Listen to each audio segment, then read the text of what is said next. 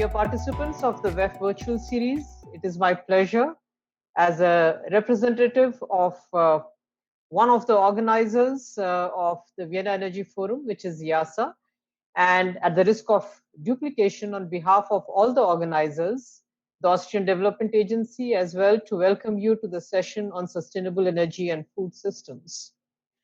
This series is a platform with the overarching goal of progressing on delivering policy briefs with action-oriented solutions to assist countries align their recovery efforts with an inclusive and sustainable industrial development. So the session therefore starts by asking you to identify the pathways to better align the energy transition with food systems transformation, focusing on opportunities in developing countries. The two-way linkages between food and energy have been well documented, as you're all aware. However, COVID-19 has put a spotlight on some neglected areas and some opportunities. For example, the implications of energy inadequacies on cold chains and storage facilities, leading to enormous losses and livelihood impacts. But on the opportunity side, I do believe that it has highlighted the frivolousness of our consumption habits, resulting in indefensibly long supply chains with an utter disregard to climate footprints. As we are seeking to recover from the impacts of COVID-19 and the responses to limit its spread, the actions we take in both these sectors would significantly impact not just these sectors, but most of the other SDGs as well. There is therefore an urgent need to explicitly factor in the multiple dividends from specific actions that could be taken and develop the capabilities to take such an informed approach. In addition to exploring options of integrating sustainable energy in the food industry, I also believe that there are huge opportunities for demand reductions arising from interventions in the food value chain, some that are direct and some indirect. A good example of an indirect opportunity, especially in developing countries, lies in the well-documented misuse of nitrogenous fertilizers for a variety of reasons. The fertilizer industry is one of the key energy-intensive industries, and our ability to more effectively manage the demand for this product could have a significant impact on energy demand as also on the greenhouse gas emissions. In other words, there is today an urgent need to take a systemic approach to problem solving, especially the problem of climate change, which I think is already upon us. May I therefore urge all of you to unabashedly share your views and thoughts on the subject and provide innovative yet implementable solutions that the world can act upon. Thank you very much.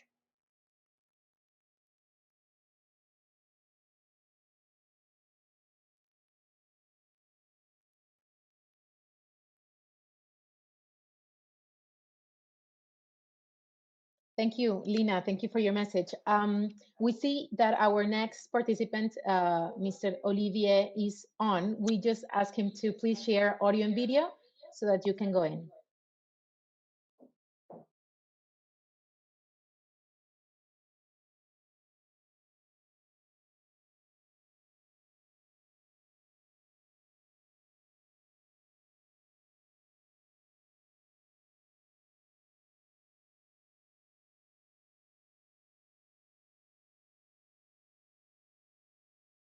Hi again. We're going to ask Tarek to please come in right now, and we will let Mr. Olivier after your presentation. Thank you.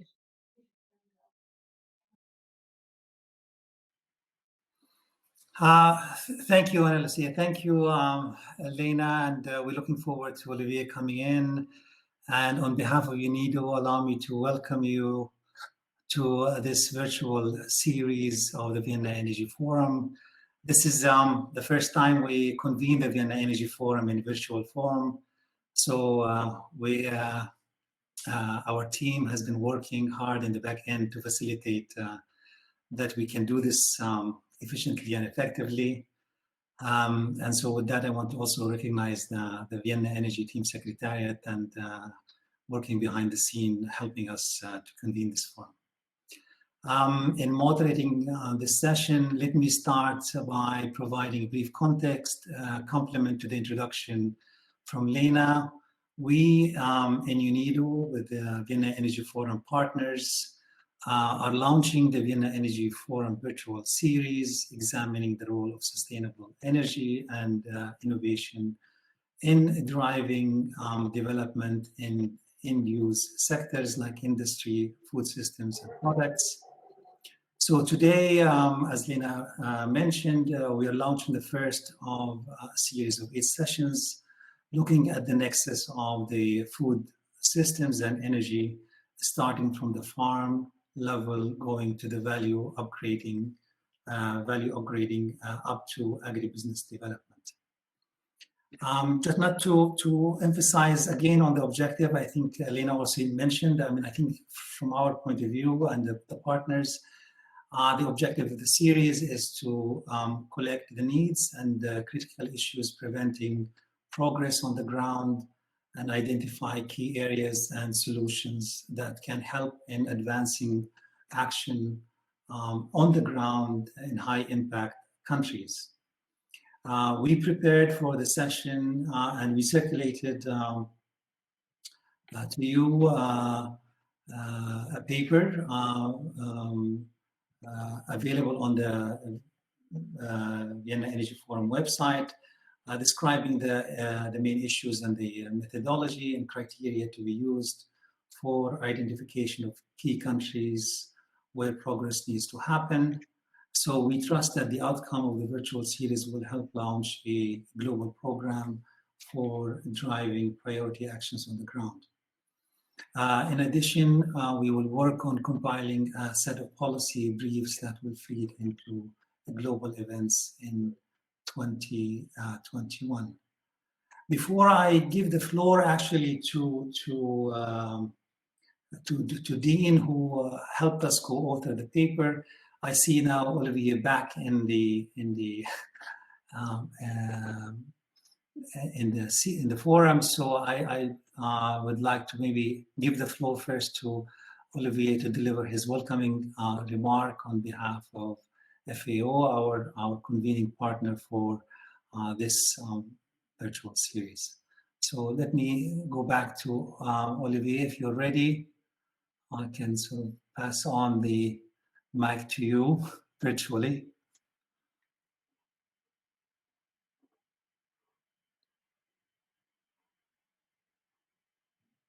Olivier, are you hearing me?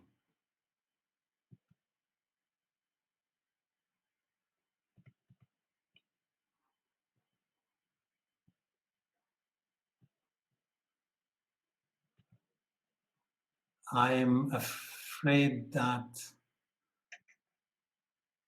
we still have a problem getting Olivier on the microphone side. Then let me actually move to the second sort of segment of the session.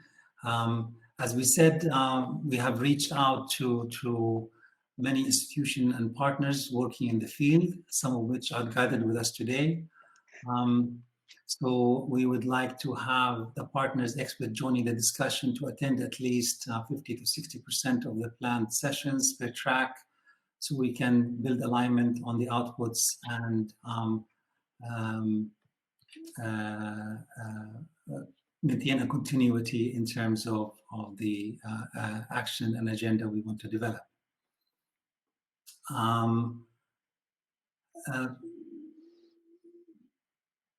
So let me also just briefly, before I invite Dean to present the finding from the paper, just to give you a bit of context on how the format of each session. So each session would include a scene setting presentation, and then we have 4 breakout sessions where we are inviting the experts to meet in these sessions and deliberate. Ideally, we're trying to keep this around 4 to 5, 9 to 10 experts per group. So for this session, we will start with a presentation by Mr. Dean Cooper from Practical Action, who had worked with us on developing the discussion paper and framing the issues. After Dean's presentation, we will be going to the breakout sessions in the main rooms. All speakers To all our speakers, please just click on the breakout room you were assigned to previously. And then we will come back again to this plenary to hear back from each group on the outcomes of the deliberation. Without much delay, let me invite Dean to present the scene setting for this first introductory session. Dean, the floor is yours. Thanks very much, Tarek. Can you hear me okay? Okay, excellent. So I'm going to ask Ana Lucia to put up the presentation, if she could share that so everybody has the same view. Ana Lucia, I hope that's okay with you. Once the presentation comes up, if it's good just to double click on it, apparently, then you can actually see some of the content a bit more clearly. But as you've heard already, the goal of this initiative, as driven by UNIDO, is to find opportunities in developing countries to link clean energy access with systems that supply sufficient food and nutrition to local communities. Now, this also brings significant environmental benefits, since food systems today contribute to much environmental degradation and emission of greenhouse gases. So the question is, how best can we make this link? Now, it would be useful to get the slides. I don't know if we're okay with that yet. Okay, before I go any further, I should just say thanks very much to UNIDO for asking Practical Action to contribute to this initiative. I've personally been involved for many years with international energy access efforts, but along with many other international players, it's only been in the last few years that we've really recognized the need to link this energy access with agricultural activity, and that's often the main source of income and basic food needs for the communities concerned. So energy access for productive use is a key to sustainability. Now, I did see the presentation there briefly. Is that available, Ana Lucia? I'm not sure. I don't want to bore everyone with my one second. My password much longer.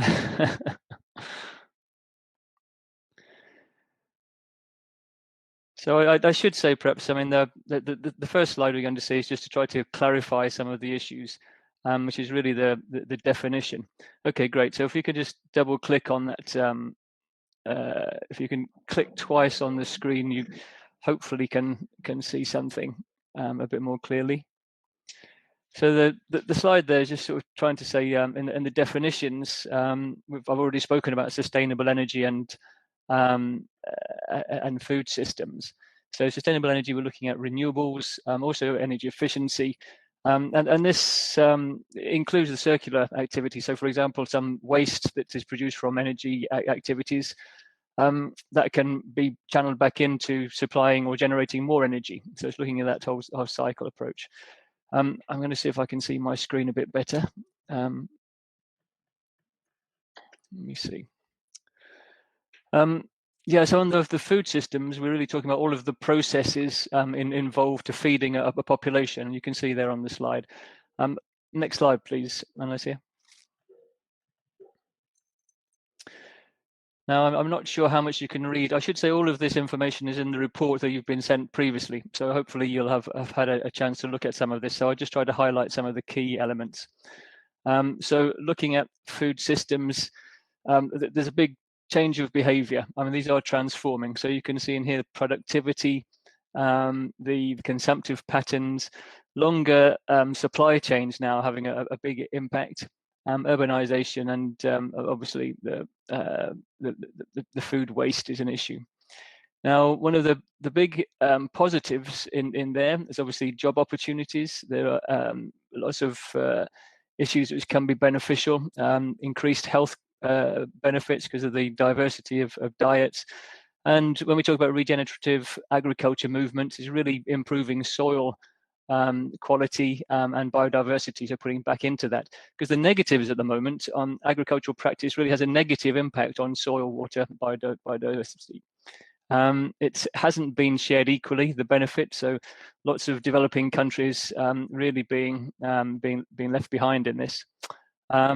Increasing emissions, I mentioned environmental, and a lot of sort of corporate centralization of food systems, which really to meet mass market needs is not necessarily the needs of developing countries. And we know the extremes of obesity and malnutrition, which we see as a result of the current systems. Next slide, please. So I think we're all aware of the critical issues: a growing population. We have SDGs which we want to meet, so we need some action soon to try to address these challenges. Sustainable food systems I've mentioned, so it's productive practices, improved livelihoods, the job opportunities.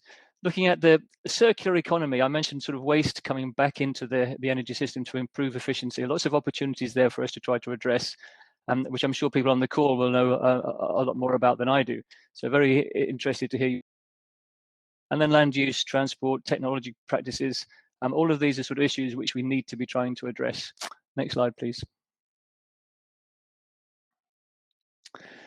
So what is the role of energy in supporting this food systems? What is the link that we need to try to address here? If we look on the left-hand side here, sustainable energy and food systems, there are various aspects of the food systems, different elements which can be addressed all the way along the agriculture food chain, from production all the way through to processing and bioenergy activities which cut across all of that. But what is stopping us from taking this forward? There's been lots of talk over the past few years of all the things that we should be doing or could be doing, but really limited amount of action. And one of the key barriers, I think these are highlighted here, looking at the policy environment, technical capacity, financial barriers, and generally a lack of awareness of what can be achieved by making these sort of links. Now, addressing each of those barriers is important, but probably most significant is to look at all of those, because individually each will create a stop to be able to match the link between sustainable energy and food system transformation. Next slide, please. Now, we sort of looked at the linkage between energy and food to try to advise UNIDO on what sort of the opportunities may be. We've also tried to look at different countries to suggest which countries UNIDO could target to most effectively support this linkage between the sustainable energy and food systems transformation which we're looking for. So we've tried to identify different needs of countries, what are the commonalities, and produce a set of recommendations for which countries we may be able to target. But of course, that's just from our particular perspective, and input from others on the call in the groups today would be very welcome for this. Next slide, please. So these were some of the indicators we used to assess countries and what the match would be to this initiative, including the economic outlook, the state of the food systems, the energy conditions in the different countries, what sort of enabling environment was there, and what sort of financial opportunities could be in place in the countries to assist this whole process. Now, next slide, please. I'm aware I'm trying to go through this very quickly because we're quite short of time. Just to say again, all of this information is in the report, and we can certainly review this further in the breakout groups later. But the result of our country categorization was really into 3 groups of countries. Category 1, which we suggested to UNIDO, which should be looked at as priority countries. They've got good enabling conditions, a good environment to have immediate impact from this sort of intervention. Category 2 countries meant that they needed a bit further support, so more resources will be required to have the same sort of impact, but there could be a backup or a second phase to the Category 1 countries. Whereas in Category 3, it was a lot more difficult to see how any activity could be implemented which would have an immediate impact of benefit. So probably those countries were ones which shouldn't be considered immediately, at least. Next slide, please. So now I just wanted to go quickly before I end this on just the process that we're trying to undertake with these discussion sessions leading up to the Vienna Energy Forum. The first thing to say is in 2021 is almost a unique opportunity given the current situation across the world, an opportunity to develop this whole agenda to food and energy linkage. So in February, the SEforALL conference in Rwanda was an opportunity to put on the table the issues, the priorities, the things that need to be considered in this whole area, moving to then the proposals for action, which we hope to table in the Vienna Energy Forum in July. And then leading to COP26 in November, where we're hoping that countries can commit to the actions that we can propose now. Now, in the run-up to the Vienna Energy Forum, this consultation, we've tried to identify some of the key issues related to food and agriculture, food and energy links, that we think need to be investigated much further so we can develop relevant actions, proposals for actions that we can put together to the Vienna Energy Forum and hopefully get endorsed later on in the year. You'll see there's a number of issues in here. We're not saying that these are the only things that should be discussed or the priorities. And indeed, hopefully from the discussions we have today, there will be other issues that emerge. So please feel free to suggest other topics for discussion as we take these monthly meetings amongst the different stakeholders. Next slide, please. So all of these virtual sessions are going to focus on the link between the food systems and energy transitions. Lots of different representatives involved from the whole range of stakeholder groups, public, private sector, policies, financiers, academics. And we're hoping to try to identify some clear pathways to the end result of modern food systems using clean energy that can be accessible. So as I've said, the key result is going to be a set of recommendations, commitments and actions for the Vienna Energy Forum. This really is a case of taking this opportunity to move from all of the talk that we're all involved in and the ideas and intentions which we'd like to see taken forward. But really, we haven't seen much implementation in the countries to try to establish this link. So this really could be an opportunity to take a step change in terms of bringing energy, sustainable energy into the transformation of the food systems which we want to see in these countries. Next slide, please.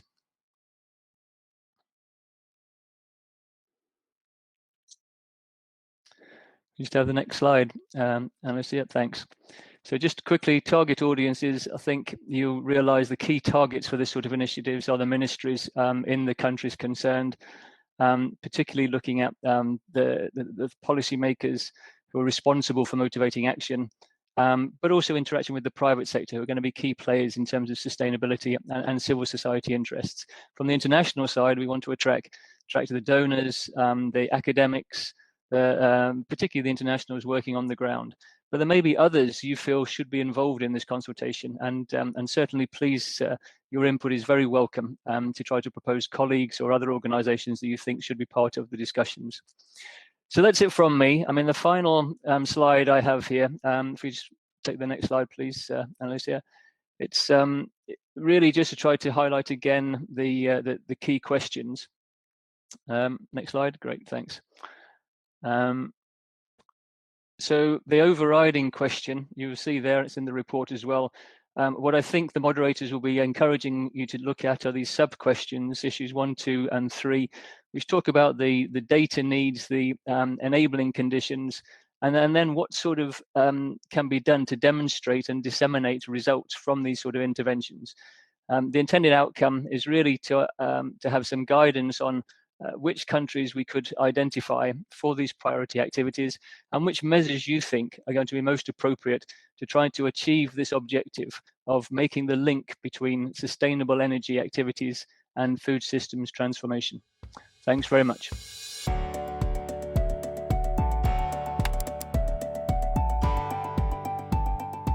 So as I was saying, that Rana has kindly said she would moderate as soon as I leave. Because of the emergency that we are going through in our country in terms of new rules and regulations that we all civil society people have to follow. But coming back, thank you for UNIDO for putting this session, because post-COVID or during COVID, even coming from a country like India, small and medium farmers. Hello, just checking what's happening. Are we going to start anytime soon? We have started now. Dr. Nawal, can you hear me? Dr. Nawal? She can't hear us. Dr. Nawal, can you hear us? Can you hear us?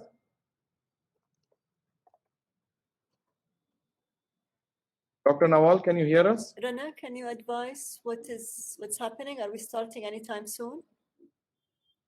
We started. Can you hear us, Dr. Nawal? We have already started. Can you hear us? We hear you, but can you hear us? Okay, it doesn't seem like she does.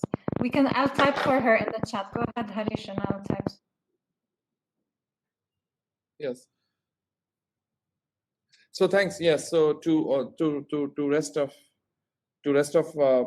people is that with COVID-19, the focus is going to be on agriculture. The focus is actually going to be on small and marginal farmers, which are. Thank you, Rana. So what's happening? Is it going to be a moderated session, or what can we do? Because I'm not sure. I can't hear anybody, to be honest. Nawal, can you hear Dr. Nawal? I can see now. Anna Dr. Nawal, can you hear? Dr. Nawal, can you hear us? Okay, I can't see or hear Harish.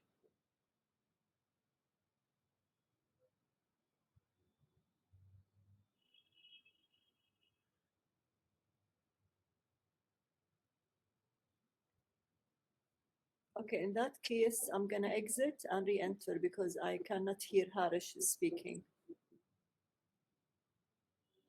Okay.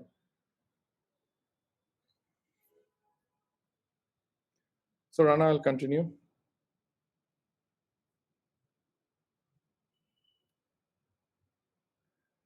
Go ahead, Harish. Yeah. So in India especially, and as in other countries in Africa too, where small and medium sized farmers are facing problems and also are going to be the most important client base for all of us across the world, as everybody of us are struggling in terms of what's going to be the future of food production in the global south. And we believe that sustainable energy has a very critical role for multiple things. One is the beauty of small and medium farmers need decentralized energy interventions, and a lot of these value chains, whether you look at a rice, from rice threshing to breeding to drying to milling, we all need energy interventions to actually happen. Same thing in paddy farming, same thing in milk, same thing in other millets, same thing for small and medium farmers in the drought prone areas of Ethiopia, India, in Brazil, where sustainable energy will make a lot of interventions. But those innovations haven't yet happened. Those innovations, we look at farming and we look at large scale farming. But the criticality of many of these countries to actually be sustainable from a social perspective is small farmers, and sustainable energies like energy can actually make a lot of difference. Dr. Nawal, can you hear me now? Dr. Nawal, can you hear me? No, she can't hear you. Can you hear me, Dr. Nawal? No. So because I wanted to start off with Stefano to see where do you think, from an EU perspective, that looking at farming, sustainable energy, and especially the small holding farmers in the developing south, because they are going to be a critical component of both social and environmental sustainability, and the linkage between agriculture and sustainability is critical, but innovations haven't happened. And from your perspective, what do you think and the attention should be on? Yeah. I will try to be sure to capture a few elements of this conversation. So first of all, I think that this juncture between, let's say, bringing, let's say, sustainable, reliable energy, in particular areas, and basically improving, let's say, working on the energy agriculture nexus is very relevant. Not only because we know that, let's say, in the rural areas, people living on agriculture, small agriculture, are those that still needs to be pulled out of poverty. So, of course, from that perspective, this is crucial. but also because you can look the other way around. If, in particular in sub-Saharan Africa, if you don't bring, let's say, productive use of energy, in particular in agriculture, in the food processing, and bringing products to markets, be able to, let's say, win the fight of access to energy, because you can produce energy, but it will not have, let's say, affordability, and there will be surpluses that the countries will not be able to absorb. And this, we are seeing this, let's say, in many areas, in particular in sub-Saharan Africa. Therefore, it is crucial from two perspectives, which are, let's say, complementary. It's not just, let's say, the fact of helping those people, but also helping utilities and helping, let's say, the actors in the electricity, let's say, value chain to become competitive and to generate, let's say, the income which will allow them to basically. So this is the first element. I think that from the point of view of what is needed, of course, there are a lot of things that are needed. First of all, you need a policy environment which is conducive, because we know that many times regulations, etc., are not really conducive to that. You have issues related to technical capacity, let's say, at the national local level, because you need to have capabilities. And you also need to have, let's say, support for solutions which are, let's say, perhaps technologically viable, but not yet mature from the point of view of let's say, economic sustainability. So you need a push from the bottom to allow, let's say, a certain number of solutions to become scalable, replicable at a bigger scale. This is, for instance, what we are trying to do with initiatives like, Electrify, or also through the facility for energy inclusion in Africa, together with the African Development Bank. Just 3 examples to give some concreteness to the kind of things that we are supporting. Sistema Bio, for instance, is based in Kenya. They basically produce different sites of biodigesters where small farmers can use their manure to produce biogas for cooking or for small appliances. Supporting a company called Solarize, which is also active in South Africa and Kenya, that provides commercial and industrial clients with solar PV system or energy efficiency systems that can help, producers of ice cream, yogurt, tilapia, fish farmers, etc. Last example is Sun Culture, that also in some countries in sub-Saharan Africa provides intelligent solar powered irrigation solution on the market. So these are the kind of things that through these 3 levels of intervention at the policy level, support with TA capacity building, but also de-risking through, let's say, support, financial support to innovative business model, can replicate this decentralized solution in the relevant countries and markets. Would stop here for the benefit of time, but happy to take questions if necessary. Over to you. Thanks, Stefano, for putting that very nicely, those 3 parts. And if I go to Rihanna from SNV, you have been known for doing the last 2 very well. I mean, in a sense, in many countries that you've been working in directly. And could you give us some good examples where SNV has worked, where there's a direct linkage between agriculture and sustainable energy, so people get an idea that it's not something out there, it's happening today, and something that can be replicated and scaled in similar parts of other countries. Rian, to you. Thank you very much. Can you hear me? Yes. Yeah, so thank you for the introduction and for the question, and of course also for inviting me for this session.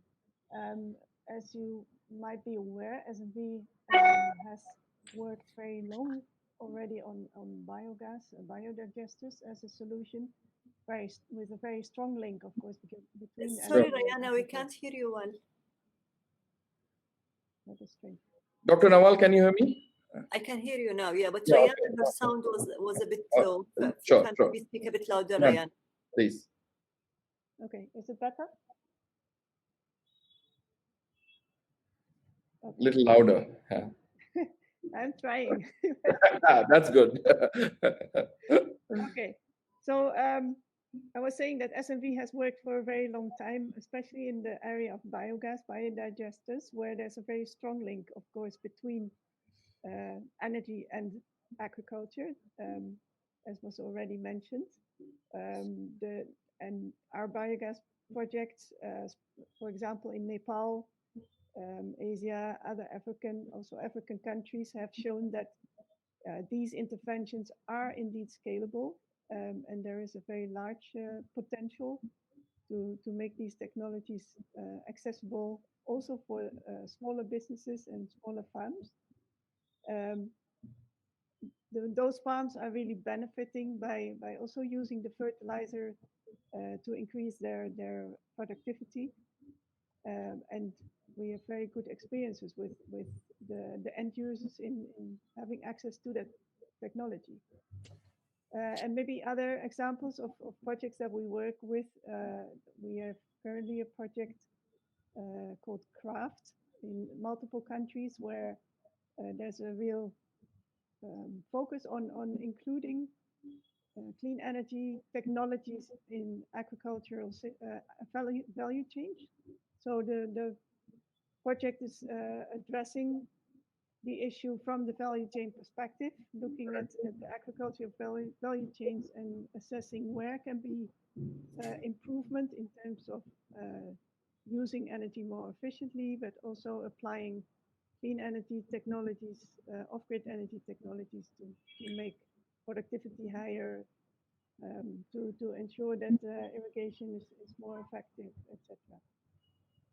I think most important learnings from those projects is that to make it possible to make these projects go to scale, because a lot of projects are currently still pilot phase, especially in the productive use of energy area.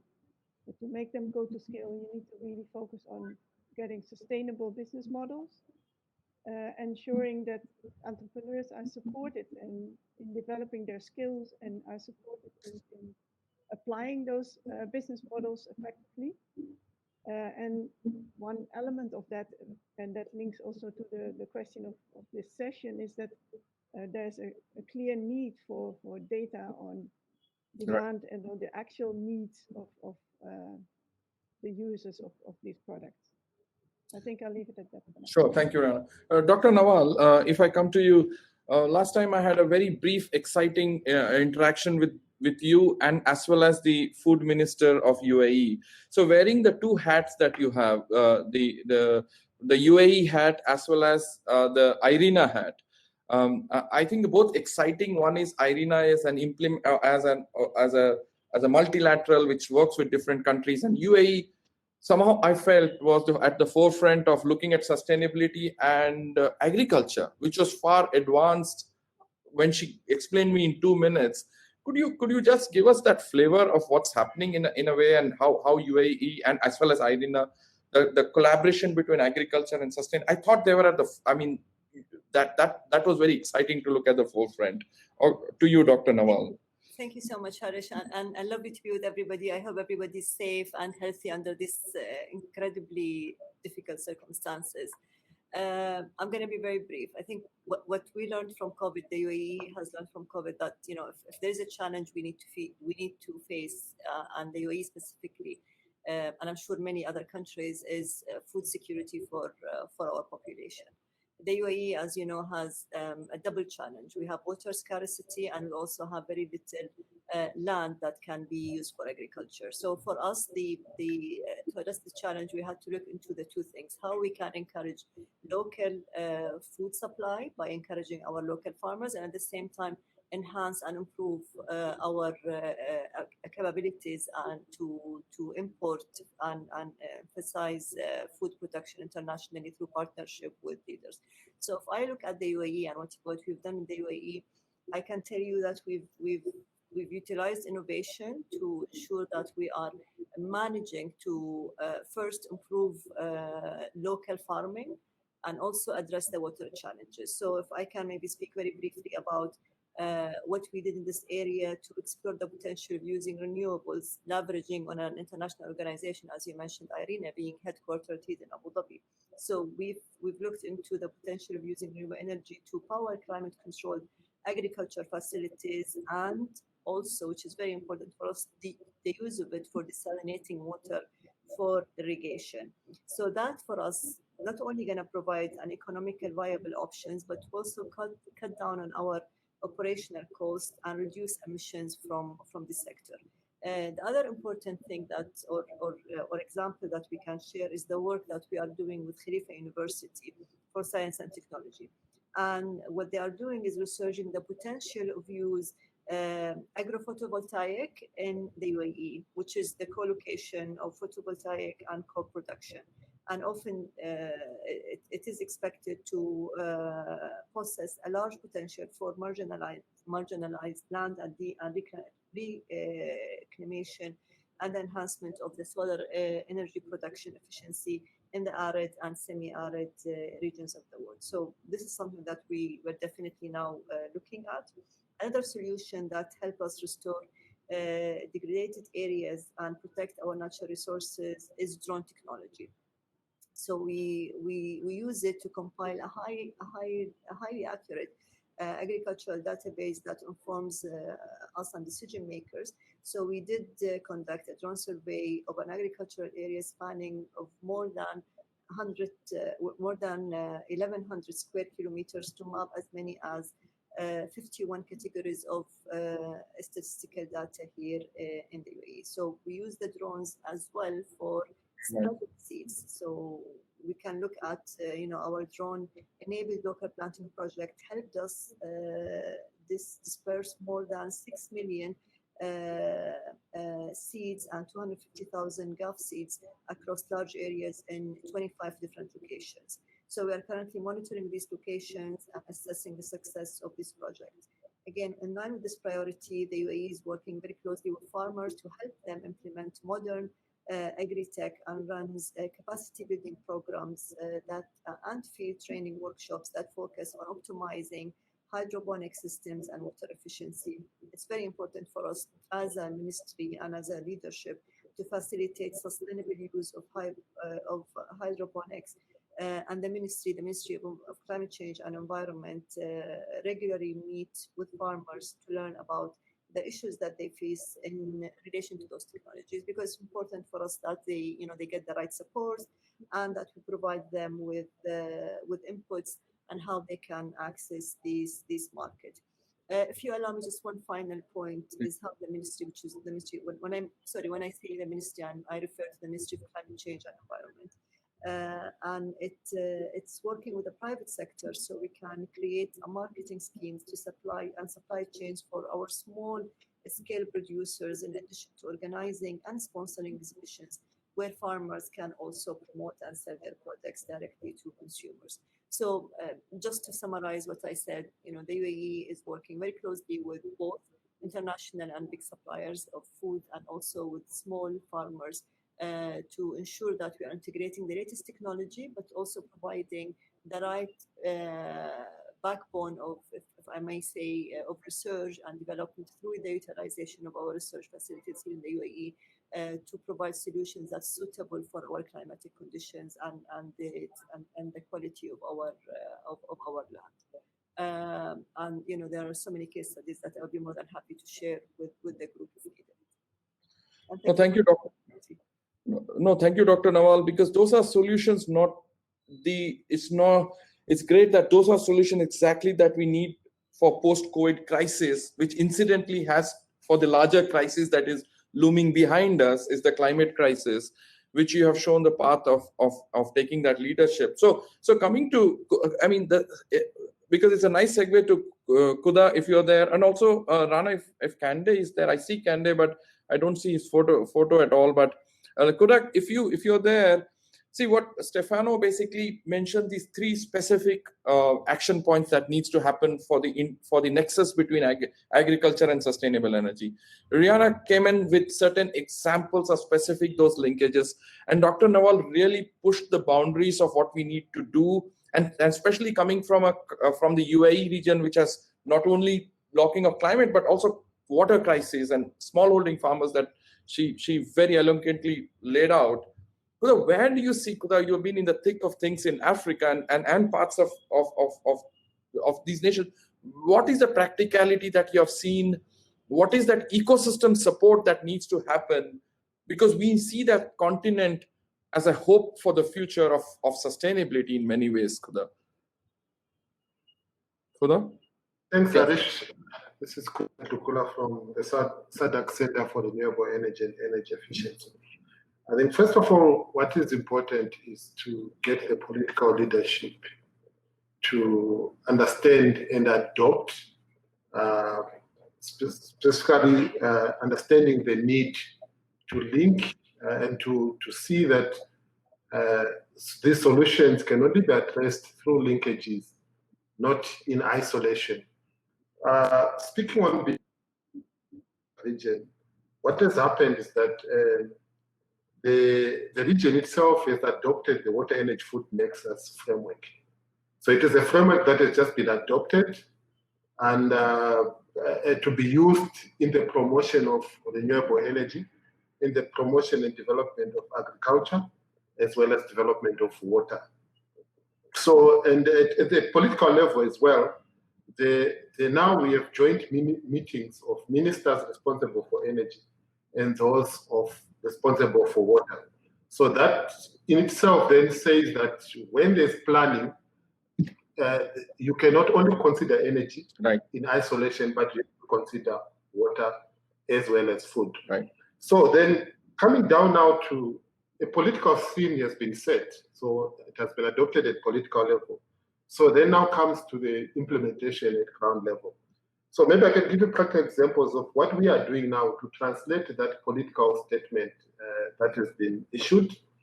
Is with the support of the EU, we are very soon, probably in the next month or so, we'll be starting to pilot a project called Improving Livelihoods in the region through distributed renewable energy for productive use.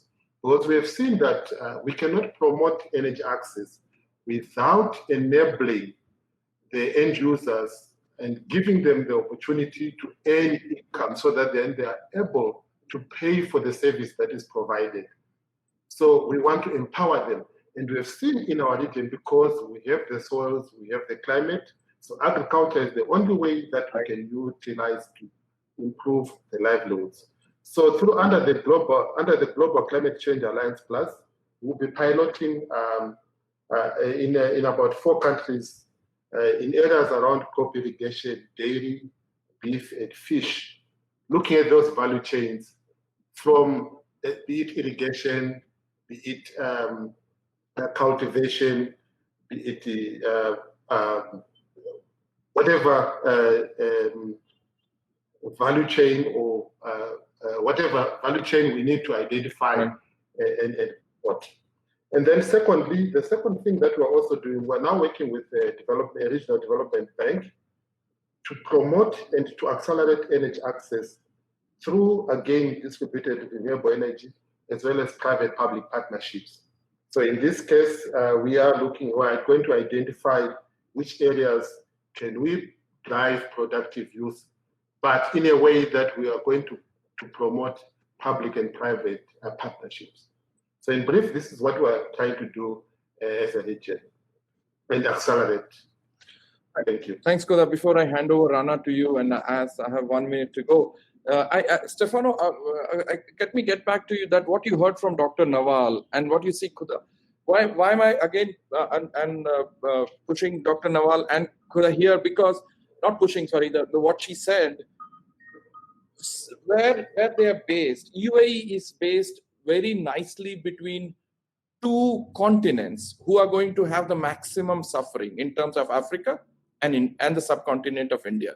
And UAE and IRENA are very well placed to bridge the gap between the two. And while IRENA and UAE are looking at dole food, is there a way, I don't know, the collaboration that could happen between UAE, IRENA, and EU to relook at small-scale farmers that Dr. Nawal spoke about, because they are not only taking in India, especially taking the most hit of COVID-19. They are taking the most hit, and they're going to take the most hit on climate change. This is the time for us to forget the country boundaries everywhere, and this is the time for us to work together for especially small and medium-sized farmers, and that is where decentralized energy makes sense. And so I just wanted your views on what Dr. Nawal said, and how do we scale that thought process so that each and every other country replicates that one. I would love to have the answer. I know Dr. Nawal has been a long time. Rana, I have to go because of this whole chaos in India. I have to step back, and over to you, Rana, and I'll get an update from you. Dr. Nawal, so much nice to see you. Thanks, Harish, for joining us. Thank you. Great. So, Stefano, if you want to address the comment.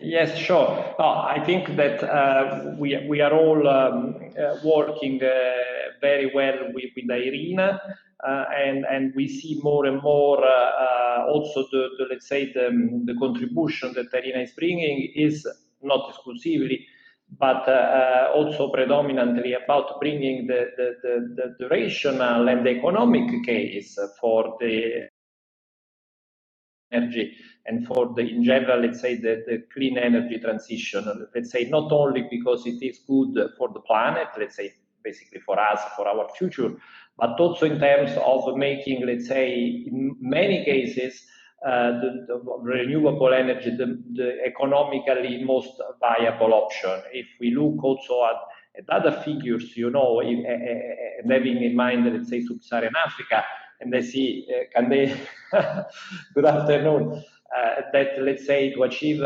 universal access in Africa, 75% of the new generation to be established is basically going to come from renewable, and out of it, 60% from decentralized renewable energy solutions and services, which means that, let's say, roughly 45% of the total new generation to be installed is going to come through renewable energy-based decentralized solutions. And of course, in the rural areas, this is even more so, because in many countries, the grid will be there, we don't know when, and we don't have all this time to wait, of course, irrespective of other considerations. So I think it is especially in this element of bringing the economic case that this is crucially important. Then the concrete work, many times it is a national level. I mean, there are a number of things that only at the national level can be done in order to basically create the conditions to boost investment, put the electricity system in a position to basically increase access, or to create conditions which are conducive for the let's say proliferation of decentralized solution. I want also to come back to an element that Rianne was mentioning, that you know, we still have a lot of things which are at the pilot stage. That is the issue. I think whenever we talk about the energy agriculture nexus, that there is this feeling that it's difficult to identify solutions that can get up to scale. Many things are a bit context specific, and this is where I think the effort in terms of data, digging into the existing data set should be focused. Over to you. Stefano, and I'm happy to see that Kande managed also to join us on video and audio. So Kande, from your perspective as well, I mean, we still have 10 years to 2030, and we need to deliver the Sustainable Development Goals, SDG 7 and others. And how do you see we can collectively work together here to bring this nexus together and help countries in advancing on these two issues of energy and food systems? Well, thank you for having me. It's great to see all the collaborators together in one place. I am more and more convinced that we need of interventions if we want to have scale. If we want to have pilots, okay, you bring the solar irrigation system in, it helps irrigate the farms. That's not enough. So I see the need for a suite of interventions, which means broader horizontal collaboration among a number of players. So if I take my community, I represent a very poor community, one of the poorest in the country. If they badly need irrigation technology, solar-powered pumps to irrigate the vegetables. But in addition to that, you need finance. Finance to enable them, if they assuming somebody provides them with a solar water pump, finance to help them acquire other services that will in fact help them bring their harvest to markets. So finance is going to be crucial.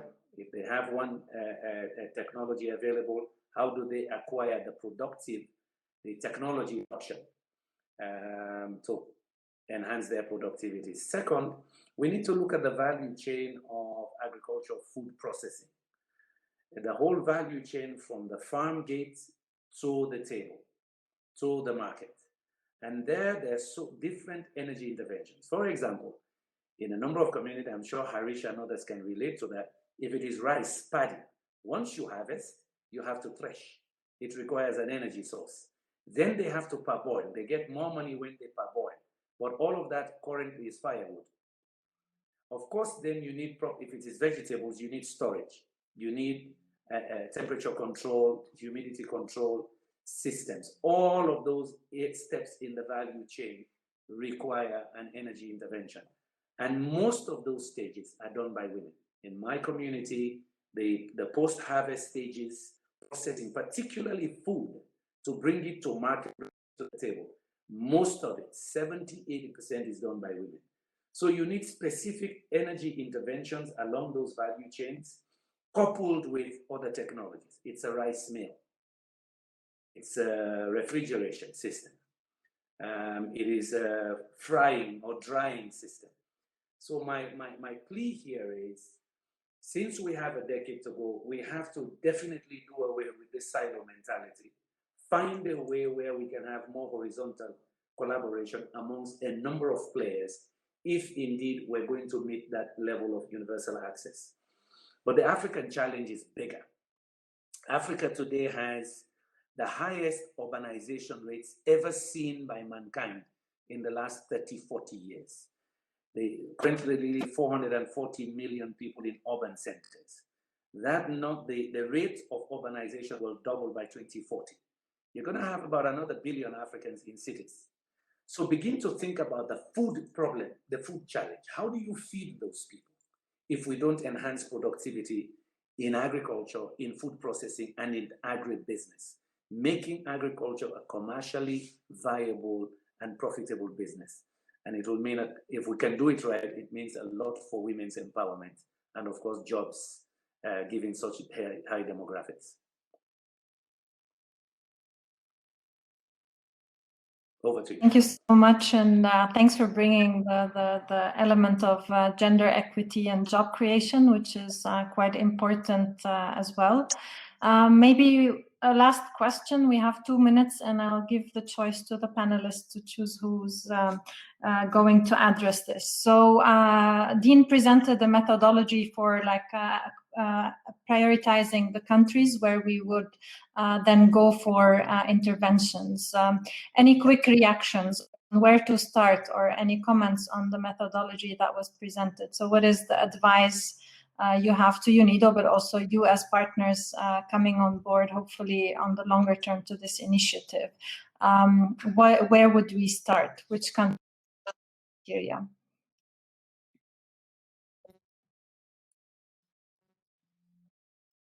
Do you still hear me? I can give it a try, basically building on what Kande just said, because let's say, of course, let's say we have a set of data which are more, let's say, related to energy. We know the different areas which are related to that, but indeed we need to integrate the assessment with a number of other indications which may stem exactly from the role of agriculture in the overall economic structure. We know how prominent this is in many countries in sub-Saharan Africa, but also, let's say, other elements like technology, like let's say gender issues, access to finance. So The difficulty is that when you start bringing all these elements together, this is not a straightforward exercise. Ideally, from that, what you should aim at getting is sort of low-hanging fruit, all those areas where with a bit of push also from the national level and the international community, fruits, we can bear fruits in a more tangible way. But I'm not really answering the question. I'm aware of that. So just to give some indication of the complexity of this exercise. But in any case, the idea of categorizing is an interesting one. But you need to be sure that you are looking at all the elements that are mattering in this equation.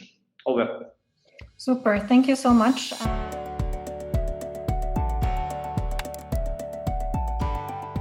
Thank you. Thank you. I think in your presentation, I think I was able to read through some of them. It's a little appearing smaller than I expected. Yeah. But I think, thank you. And then in the concept note we received, so it has it. I think one thing that is going to be helpful is, do you think you can read out the questions for this particular session? I think in the slides and also in the concept note, there are one big question and I think sub questions. If you can read through it, then that's going to be helpful. Sure, no, I can do that. I think probably the easiest way to go forward is to look at the sub questions, because the main question is divided. But the main question then is what evidence and dissemination strategies are needed to demonstrate that the integration of sustainable energy in food systems can ensure transformational development outcomes. So for me, that's quite a lot to take in one sentence. But I think it's really what UNIDO is looking for is some direction in terms of what they should be doing to influence this area, to have some impact. So then the sub-questions, I think, just highlight the key issues. So the first sub-question is what data is available to identify which countries will offer the most potential for sustainable energy in agriculture. So it's the data to identify the countries. And then sub-question 2 is which are the most important enabling conditions to allow effective interventions on sustainable energy and food systems. So I say enabling conditions, which are the key issues which need to be addressed. And then the third sub-question is how can positive outcomes related to the integration of sustainable energy into agriculture be best demonstrated and disseminated, both in and between countries.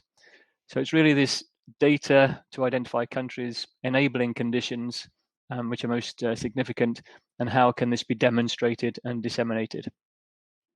So they were the main questions. Other issues were related to COVID, job creation as well, which obviously are cross-cutting.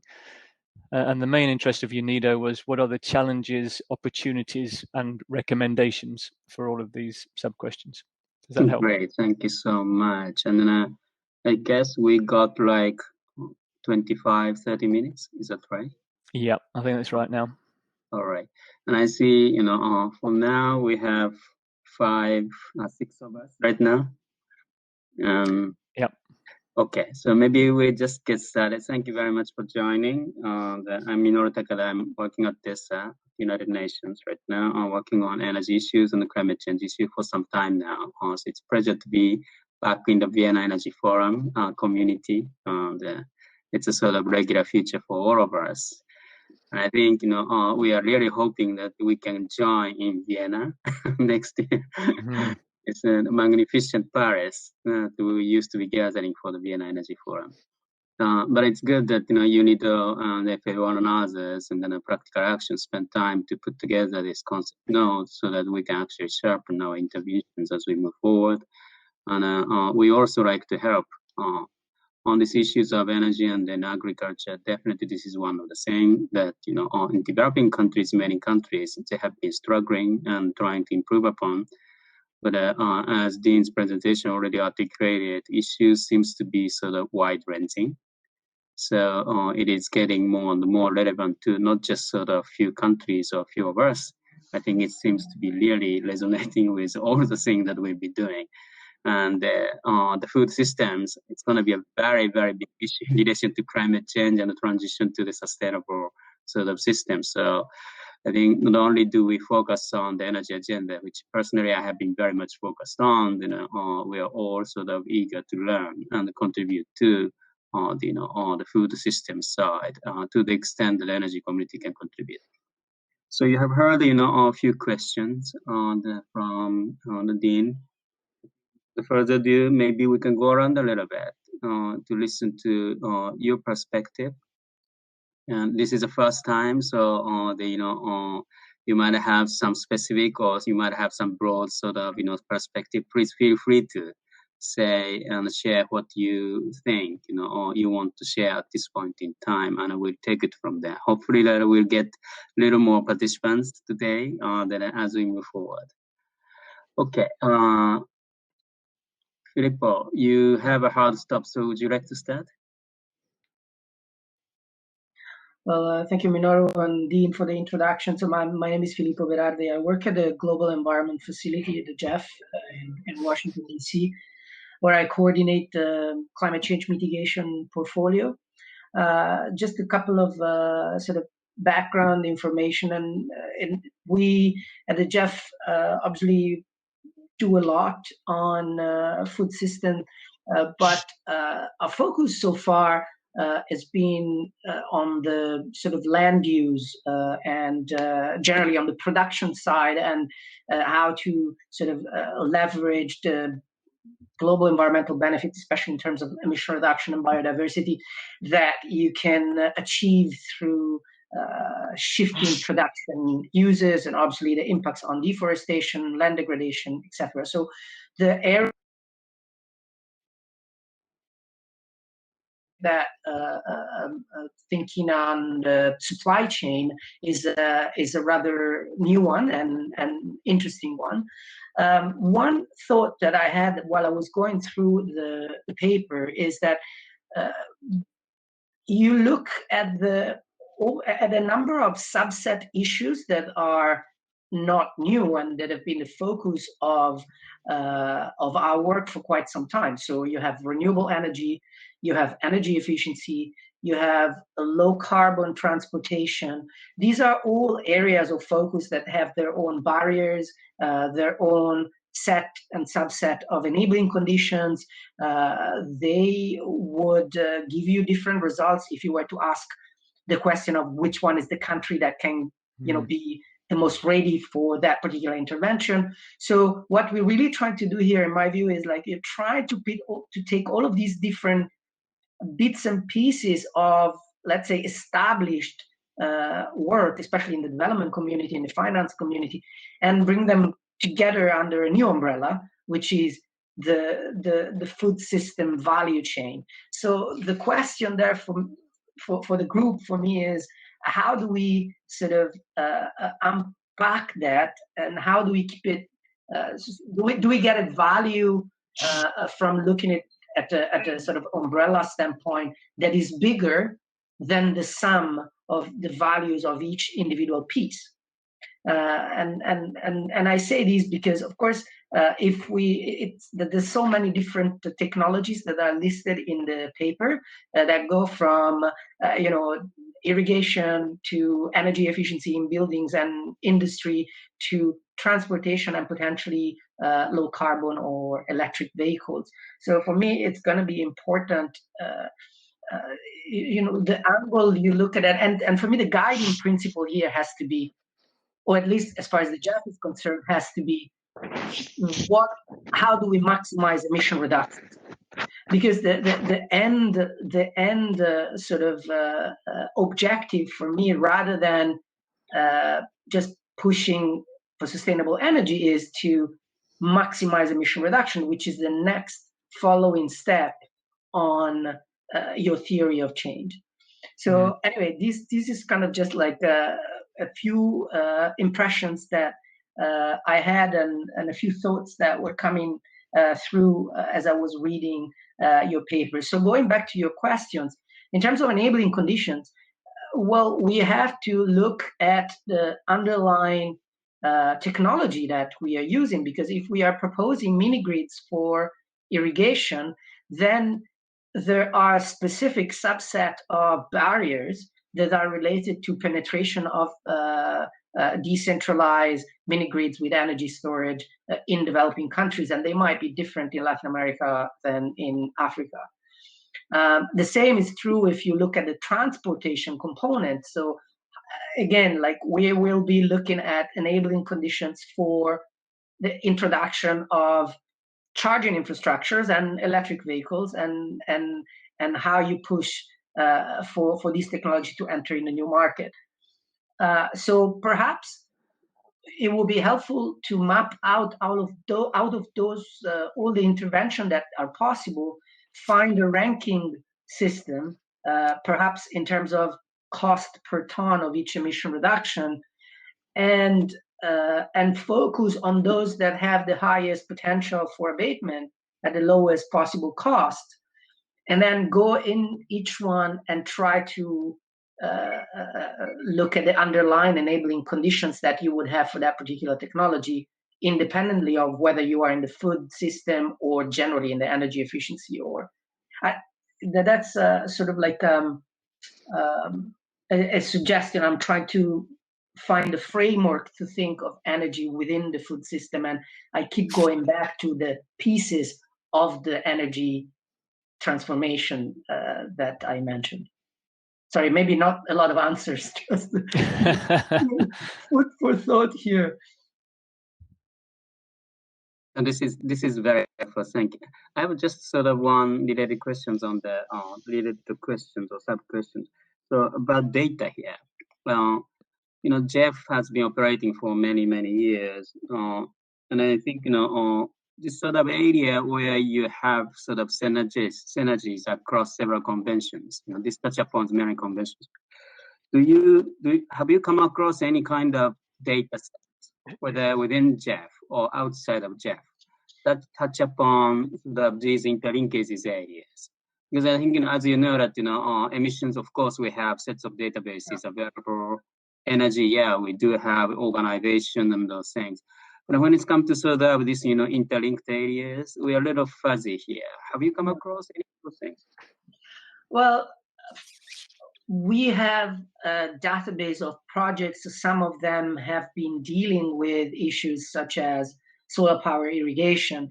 And again, this is not a new sector per se. I mean, the Inter-American Development Bank have been working on solar power irrigation in Chile, for example, from the early 2010. And so you have big lending programs in the northern part of the country that do that. So I don't know, when we talk about data, I don't know if what we are looking for is actually a set of examples that we could use to inform the way we think about these solutions, or were you more thinking, because in terms of indicators, I think the ones that Dean has highlighted, they seem to be at least appropriate to do a high level sort of sorting and ranking of the countries.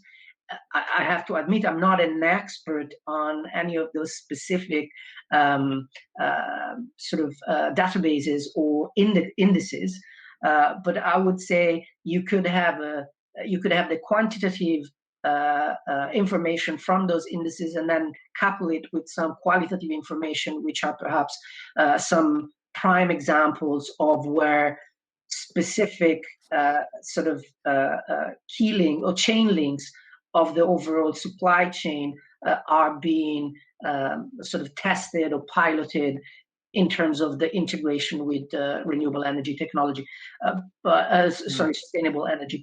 But I don't really have any pointer specifically in terms of data other than the Jeff project database or other large MDB project databases. But that would be more like which intervention have taken place in which country, rather than how do we assess the readiness of a country to receive additional interventions.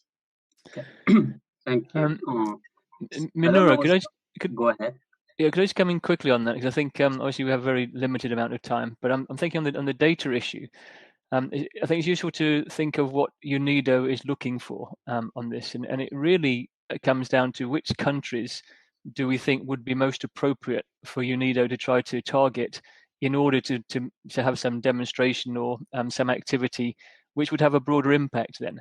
So it's rather sort of the countries that would be quite good recipients, who would be particularly motivated, because obviously if you've got a motivated partner country, then there's much more chance of achieving something of substance in terms of impact.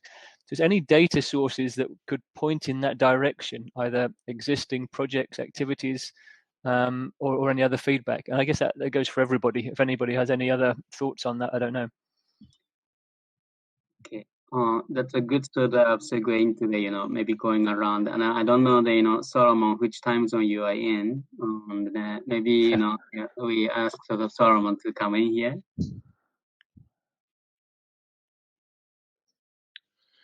Yeah, thank you, Minoru, and good morning, all of you. It's about 10 to 2 in the morning in this part of the world. You can imagine how I hate coming to Europe because of this time difference. I'm sorry I did not prepare strictly according to the questions, but I did prepare some perspectives on the food and sustainable energy nexus. I should appreciate in this part of the world,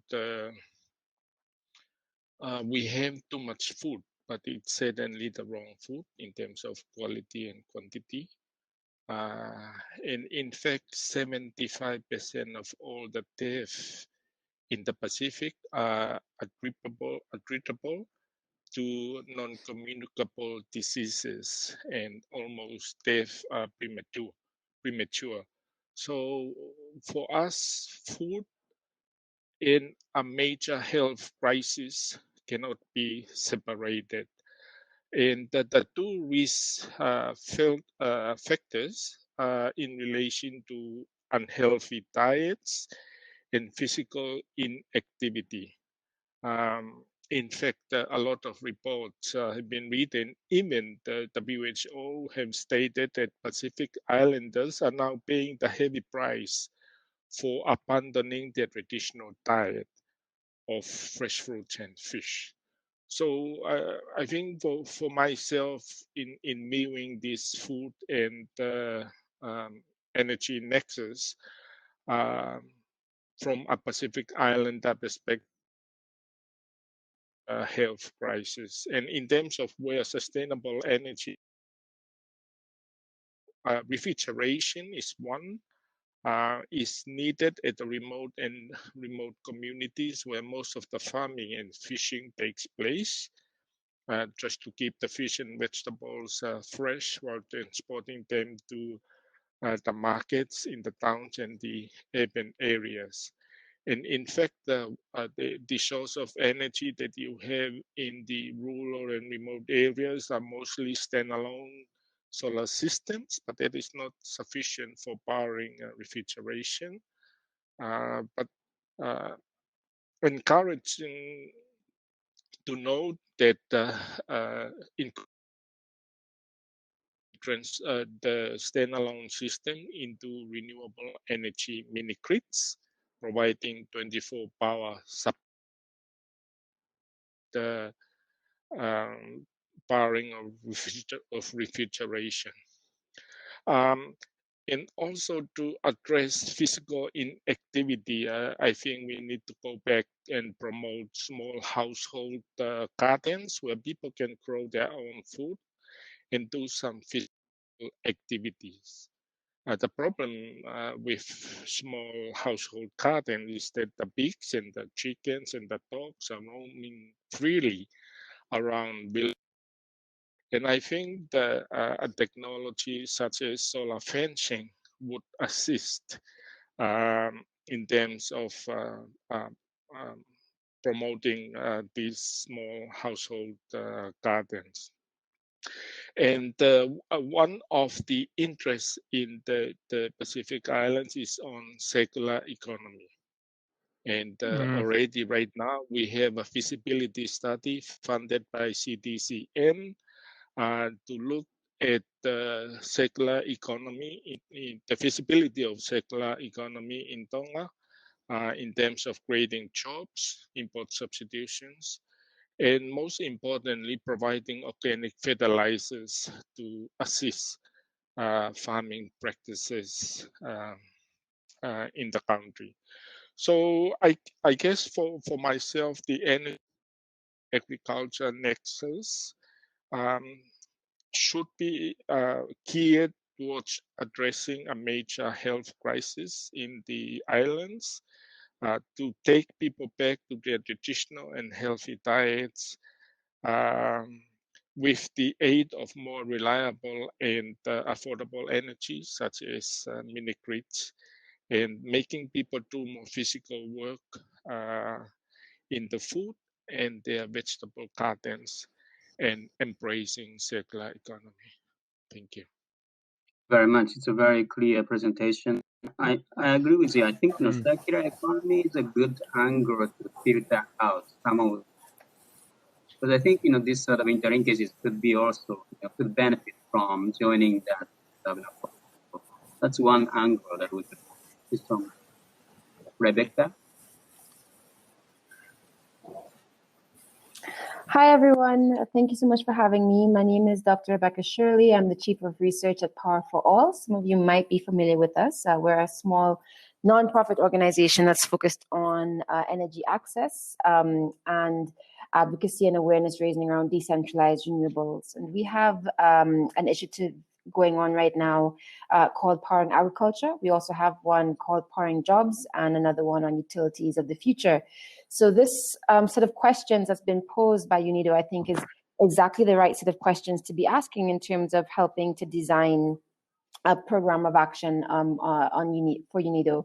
Let me take those three questions in order. The first question on data that is available for understanding the opportunities at the agriculture and energy nexus. This is exactly the question that we are trying to answer with our Powering Agriculture campaign. So I think I could give a lot of thoughts here. There's a lot of fantastic data that's currently available on crop cover. We have good data, obviously, on transportation routes. We have good data on weather systems and climate projections, as vis-a-vis World Climate 2, which just came out earlier this year. There's also good information now on least cost energy infrastructure projections. So where do we expect, at least for sub-Saharan Africa, that mini grids, solar home systems, the grid, different types of mini grid technologies might be the least cost way of providing electricity to an area. Now, when you overlay those kinds of data sets on top of each other, what you get is a very clear sense of where is the agricultural need existing vis-a-vis crop yields, and this data, this kind of data is available from IFPRI, FAO, etc. And you also understand where energy resources that can serve those needs, whether they be mini-grid or otherwise, exist. So there's actually quite a bit of data that currently exists. In fact, we just published a policy brief doing exactly that overlap of existing publicly available data sets to answer some of these questions. I think in terms of where data is needed, though, there is quite a bit necessary in understanding exactly where value addition is currently happening across countries. So where exactly is their milling capacity? Where exactly is their milk chilling capacity? That data at that granularity isn't yet available, and especially because value addition is decoupled from where farming activities happen, that's the level that's actually going to be necessary to help target interventions at the sub-country level. So I think that could be one really big opportunity, as well as, of course, market data and understanding where the markets for different types of products exist. And the second question was around enabling conditions. And I think there's three that I would talk about. First is the fact that agriculture is often structured in a way such that the smallholder farmer does not have a collective organizing structure to operate in. By that I mean, if you look here in East Africa, I'm calling in from Nairobi, I should have said that earlier, you see that there's been a breakdown in the cooperative structure around smallholder farming, such that each individual farmer is having to figure out for his own self or her own self, how do I connect to a middleman, to a maize miller? How do I then connect to a processing facility? And then there's no connection to your market, which might be a supermarket or any other large multinational corporation. So I think structure for agriculture and smallholders is critical. The second one would be financing, access to financing. And I think here UNIDO is in a great place to help support public-private partnerships for creating access to financing for appliances, for machinery, etc., to encourage more. And then third, I would say, is market access. So those are some of the enabling factors that go around energy, and this is directly from the data that currently exists. There's so many fantastic reports that have already been written, lots of data that exists to help us understand where the intervention opportunities are in this space. And then just to answer the third question on, demonstrating outcomes, or what are the opportunities, the mechanisms for dissemination. What we have found to be really helpful with our Powering Agriculture campaign is very high touch interaction with a couple of key stakeholders. I'll talk about 4. The first is the agricultural communities themselves, so reaching out directly to farmers associations who often have very limited knowledge on the best available technologies that may already exist and may already be commercially available to support their needs. The second is agricultural and energy government stakeholders who often work in silos, as you guys will all know, and may not be very readily seeing the connectivity between these two sectors. Third is donors, of course, and then fourth is the media. And we have found that working directly with the media has sort of countered the top-down flow of information and created a bottom-up swell of desire for more information on agriculture and energy nexus opportunities. So sorry to speed through that. I just see that you've got a lot of speakers and very limited time, but I just answers to those 3 questions. Thank you. Very clear. Thank you very much. Your sort of agriculture campaign seems to be very interesting as well. There must be a lot of sort of good prayers that we can actually tap into. So very good. Thank you so much. Okay, Nicola, please. Thanks. This is going to be very easy because the colleagues have already spoken on many interesting points. So just a few reflections. Filippo was putting the focus on the GHG reduction, which is understandable from the from the seat where he sits. But I would think, that was my assumption when reading the paper, that the focus on this program is rather on this on the agriculture, and if we want to talk about the nexus, no, because also if we want to go by the greenhouse gases reduction screening, I mean, some of these, as Rebecca was saying, many of these opportunities are going to be off-grid, so it's going to be very difficult to screen a country on another, depending on the emissions of a diesel genset in a rural area. Those are going to be very similar. So, but maybe it's a question for UNIDO, for Dean, and for Minoru to understand where do you put the focus. And my assumption was the focus was on agriculture. Built on that, I think that this nexus, energy agriculture, in the paper is a bit biased toward what energy can do for agriculture, while you is a circular approach. But I think there is also so much, and what we see on the ground, what agriculture can do for energy, actually, because Filippo mentioned mini grids, Rebecca was insisting on off-grid. I mean, a mini grid without productive uses is not going to be sustainable. So all these productive uses that can come from agriculture can highly benefit, and that I think was a bit missing, Dean, on the paper, maybe the second. And I think on demonstration side, as both Filippo, Rebecca, and Solomon were saying, this is not new. So I think examples of they can be very easily found. I think what maybe is more, and although is still high in the agenda of many developers, but to put as demonstration clear example where having proactively promoted this kind of productive usage has benefited the viability of the systems. Last, on the enabling conditions, first, I understand there is a clear focus on rural areas, and they might be off-grid, but I would expect that this initiative doesn't necessarily target only off-grid. communities. I mean, we can have access maybe to unreliable services of electricity, grid connected. And I think there is another layer of energy services that maybe we could talk about, not only access, but also appliances. We were talking about cooling. Maybe you can have access to electricity, maybe unreliable, but that I think particularly for UNIDO become very interesting to be talking about appliances, no? The use of that electricity. So if we are off-grid, we can combine it with access to electricity, but if not, at least make use of the available service. And on policy, well, Filippo was talking about the enabling condition for mini-grids.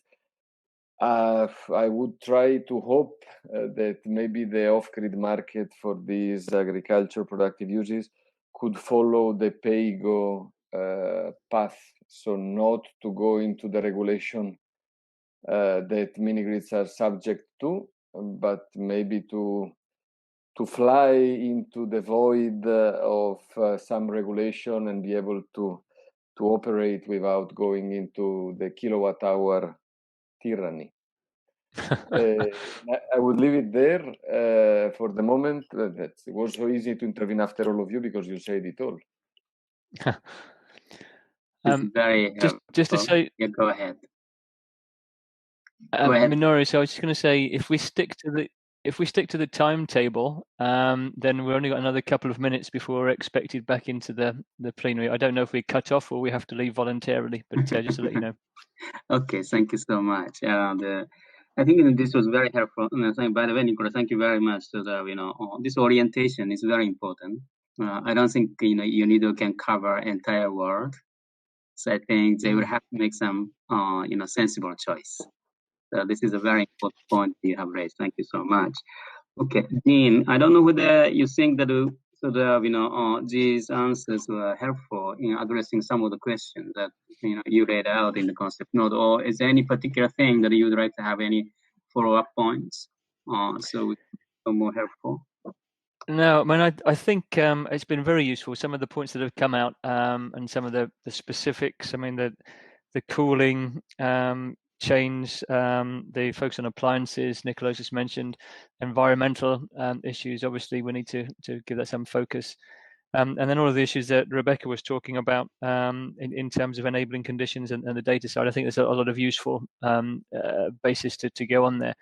I suppose the one thing that I'm missing a little bit at the moment is the sort of country selection, which I think comes out of the data gathering in some sense. But I'd be very interested to know if there's anybody that feels off the top of their head, there are certain countries which would be responsive and we should target immediately. So Filippo has something to say.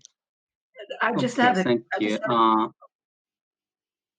Yes, thank you. I think we have a newcomer right now here. Cherub, I think you are supposed to join here.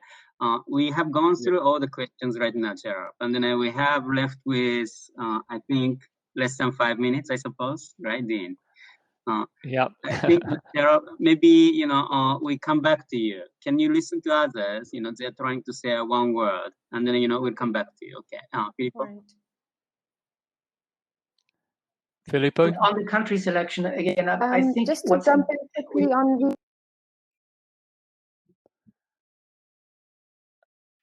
Okay, should we let Filippo go first? I think he may have to go. So. Yeah, but I'm just going to be very quickly. I mean, my point was, I understand we want to do a country selection, but what is not clear to me is for what?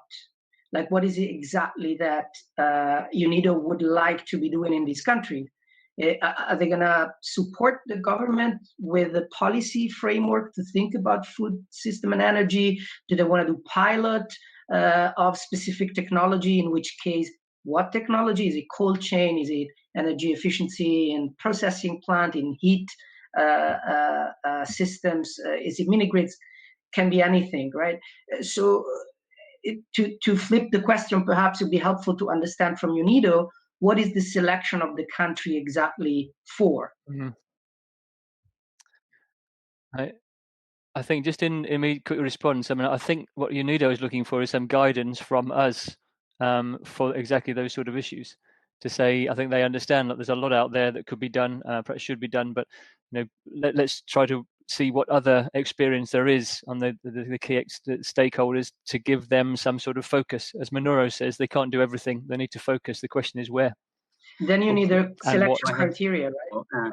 Just before you proceed, I think we probably need to spend go back to the room in 3 minutes.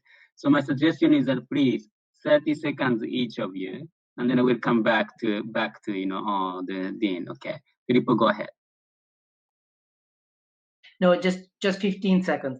I think if the question is for us what to prioritize, then we need some selection criteria to decide what are the interventions that UNIDO would like to do in these countries, and then use these selection criteria. Earlier, I proposed emission reduction costs, but it can be another criteria. It can be related to availability of food, as Nicola was saying. But first, we should know what is it that, how do we rank all of the possible activities, and then we see which country is most suitable for those activities that we've selected, right? Great, thank you so much. Solomon? 30 seconds. Solomon, mute it.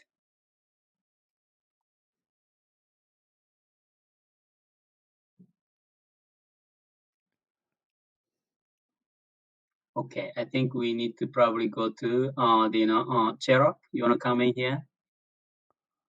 I was struggling with my app, and I've been following the conversation pretty well, but I would like to just acknowledge the document. I went through it and I've been preparing for it, and I would just like to acknowledge that there was the mention of the youth, and if interested and if there's more time, I can reach out to you separately, because I'm from SDG 7 Youth Constituency, and we can discuss more about it.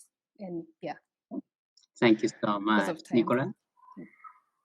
Yes, I would echo Filippo's in this case, because really, while trying to prepare to answer the question, I was asking myself, yes, are we screening for what? So I think I'm more than happy to be providing ideas, but we lack a bit more of information on what exactly is this initiative targeting, to be really able to provide clever contributions. How much, Rebecca? Yes, I think if the goal is to find or to engage with countries that already have policy in place or are clearly eager for support on policy and funding that can support initiatives within this nexus between agriculture and energy, you'll find that there are a lot of partners of UNIDO who have already done a lot of that thinking and can help you think through the filters of coming up with. For us, for instance, 2 countries that we have found that have been really fantastic to working on: Nigeria and West Africa. Nigeria has a fantastic energy renewable rural electrification agency that's quite keen on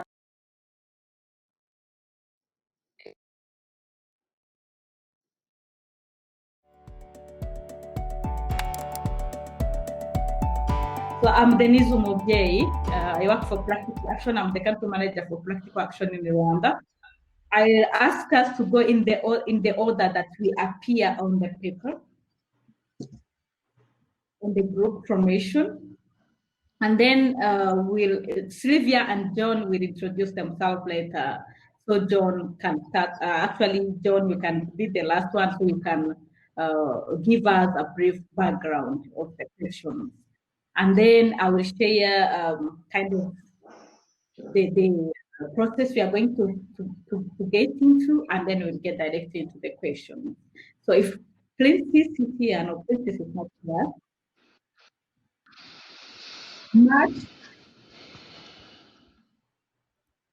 if you can follow this order that we are on this paper, please just have to introduce yourself, who you are, where you're from. Denise, I think if you call on, because I don't think we have the same order as you do on our screen. So maybe if you call on each one of us to introduce ourselves. Oh, I'm sorry. I assumed that we had the paper with who is part of the group. Okay, let's start from Amel.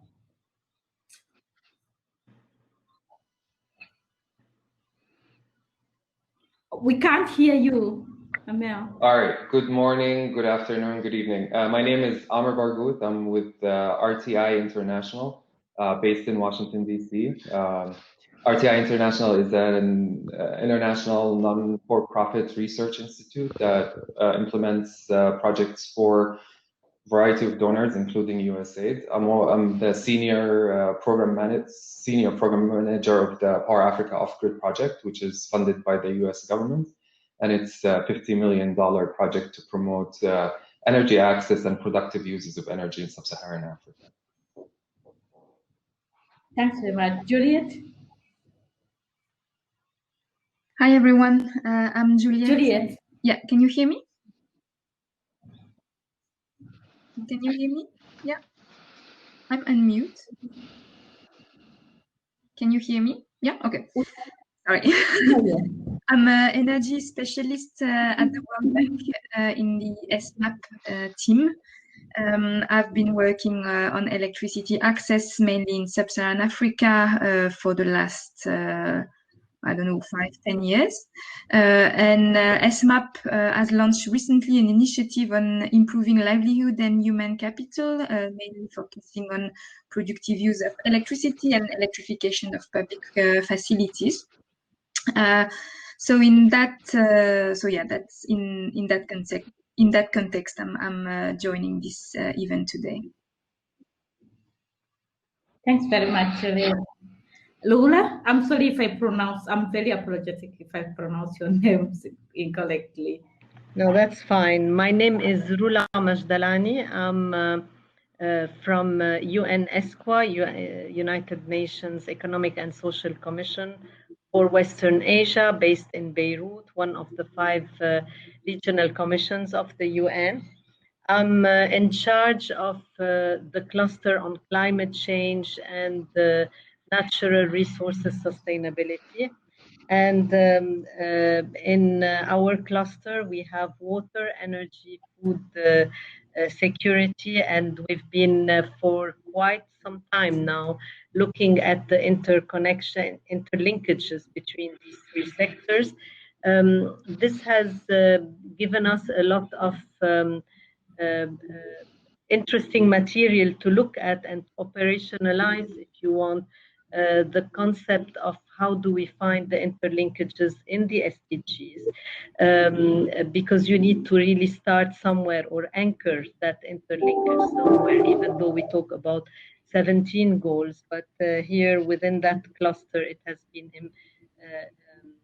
has been a fruitful work across the 3 sectors. We've been working at an institutional sector, bringing coherence across the different ministries, agencies that work on these areas. And it's very interesting to see that once you get to the nitty-gritty in terms of identifying the indicators that you need to know exactly how much water is spent for energy generation, how much energy is spent for water generation. Having water shortage is often a result of energy shortage. These are very interesting. When it gets to that level, you realize that there are a lot of data gaps, a lot of lack of limited institutional capacity to build on these horizontal type of coordination. We've been working with our member countries on a number of training and capacity building to better understand these linkages. Water and energy has been, we've advanced on water and energy. We've advanced on water and agriculture a lot. And water and agriculture comes in very natural in our region because of water scarcity, yet the water of the water is spent on low productivity agriculture. But on energy and food, we have not we have done work, if you want, conceptually, but I think this is a very interesting and timely topic that you're launching, and I think there is a lot of scope for cooperation, and we'll be happy to cooperate with all of you. Thank you. Over to you, Denise. Thanks very much, Lola. Lisa?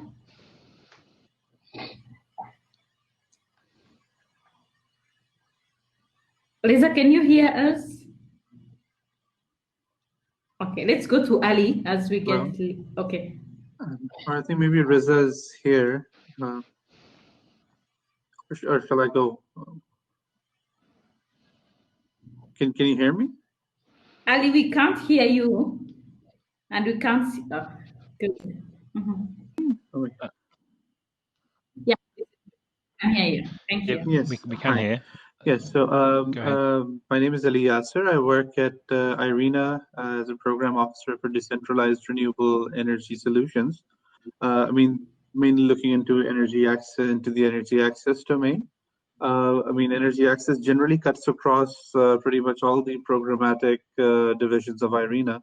So from the analytical work and knowledge projects to technical assistance and, country and regional initiatives. We are currently involved in one such regional initiative. We're working with the International Center for Integrated Mountain Development, Nepal ICIMOD, and it's to identify and carry out, you can say, a technical and financial viability of renewable energy solutions in four in four food value chains, which are of significance in that area. Beyond that, also, I think the interlinkage between energy and the SDGs, within the access domain is part of IRENA's, you'd say, in the International Offered Renewable Energy Conference, which I'm also part of the team that organizes that, and we will be organizing towards the end of next year. That also, includes quite a bit of, the interlinkage of the nexus between energy and the sectors. So yeah, I'd really like to thank, UNIDO and the opportunity, very good to be here and looking forward to the discussion. Thanks very much. And Lisa?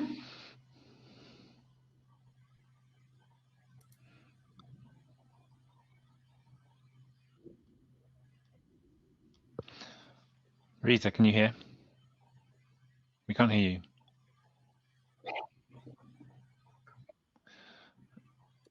We can't hear you. Maybe Rita. unmute. Can you unmute?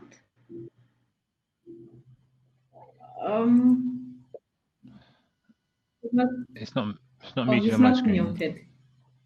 I think it's to do with maybe as Ali, you can figure out the issue with your microphone, with your speaker, and you can introduce yourself when we'll be answering the questions. Also, can I suggest that if anyone hasn't introduced themselves, they could introduce themselves in the chat box. Yeah, thanks. To save thanks time. very much, John. Is Slivia here? If she is not, that means we are going to need another volunteer to take notes, because she was supposed to take notes.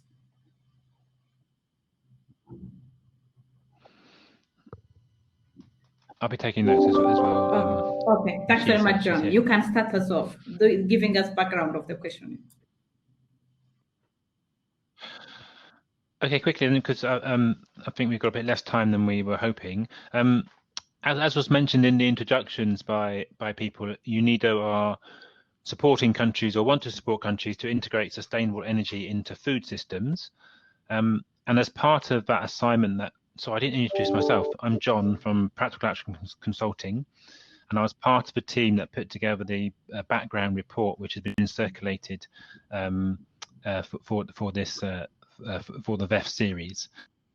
I'm actually the agricultural markets lead in Practical Action Consulting, and part of the work I do is support work that integrates productive use energy into the agricultural system.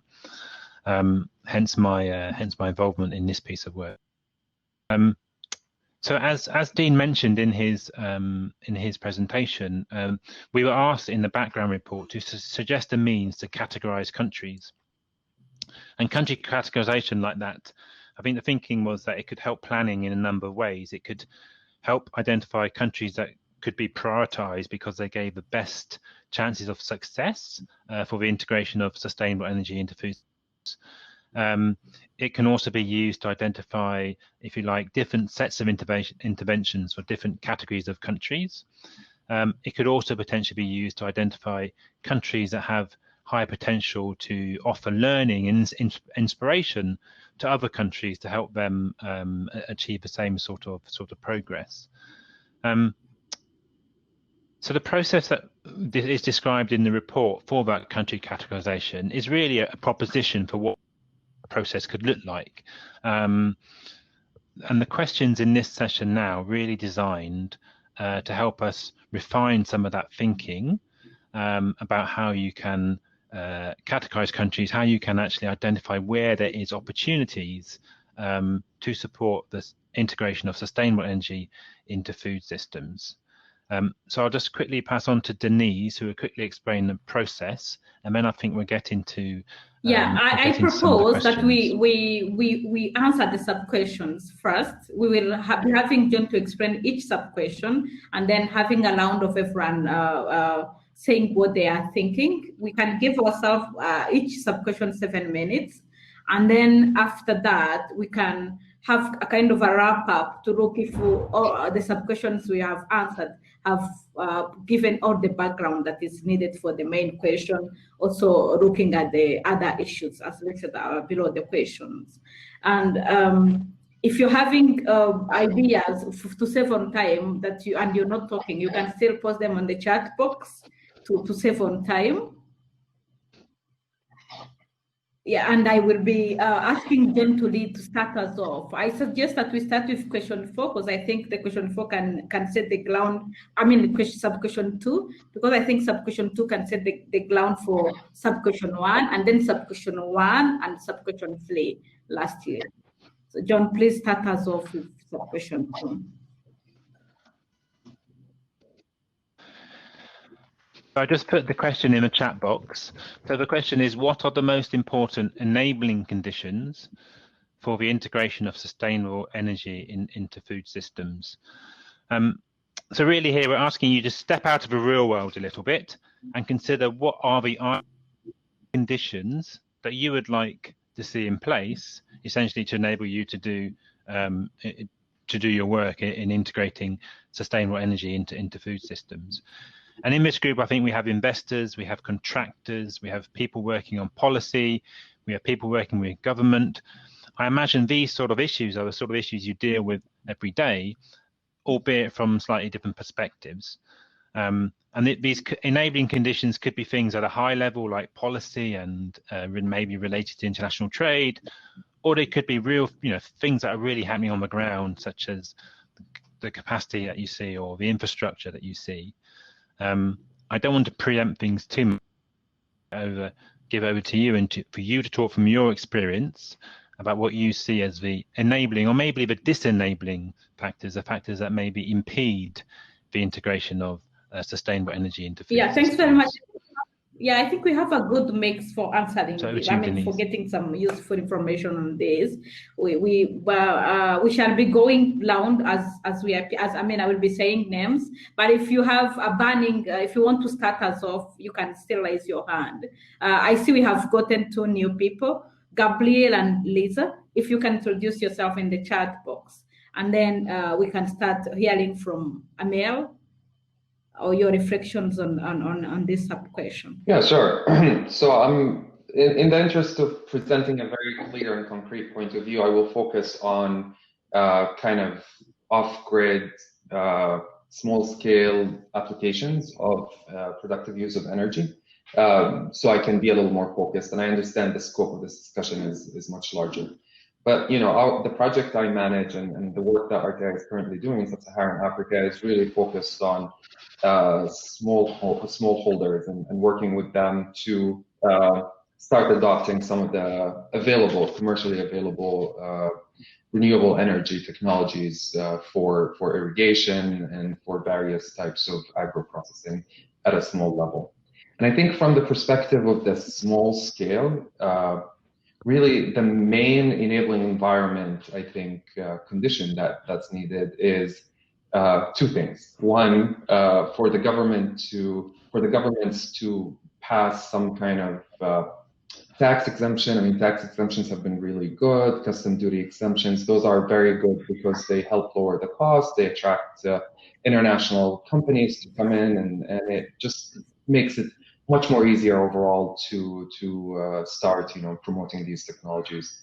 The other thing is for the government to take a step back on all other aspects, at least from our perspective. So we often see the government adopting policies or trying to place some restrictions or to regulate certain sectors or certain technology types and so on.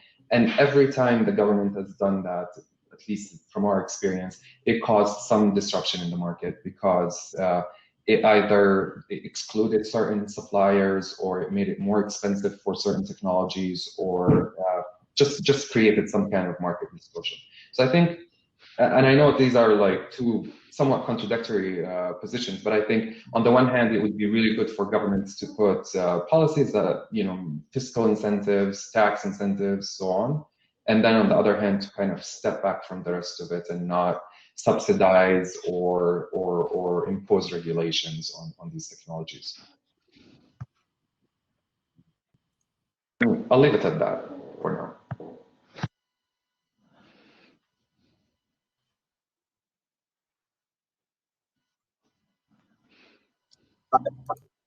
Hi everyone, Gabriel here. Sorry, I was a bit late. Can everyone hear me? Sure, yeah. Hello. Yes, can you hear me? Yeah, can you hear me? My mic, yeah, can everyone hear me? Right, okay, great, thank you. Thank you. Now, I think go ahead, Ali.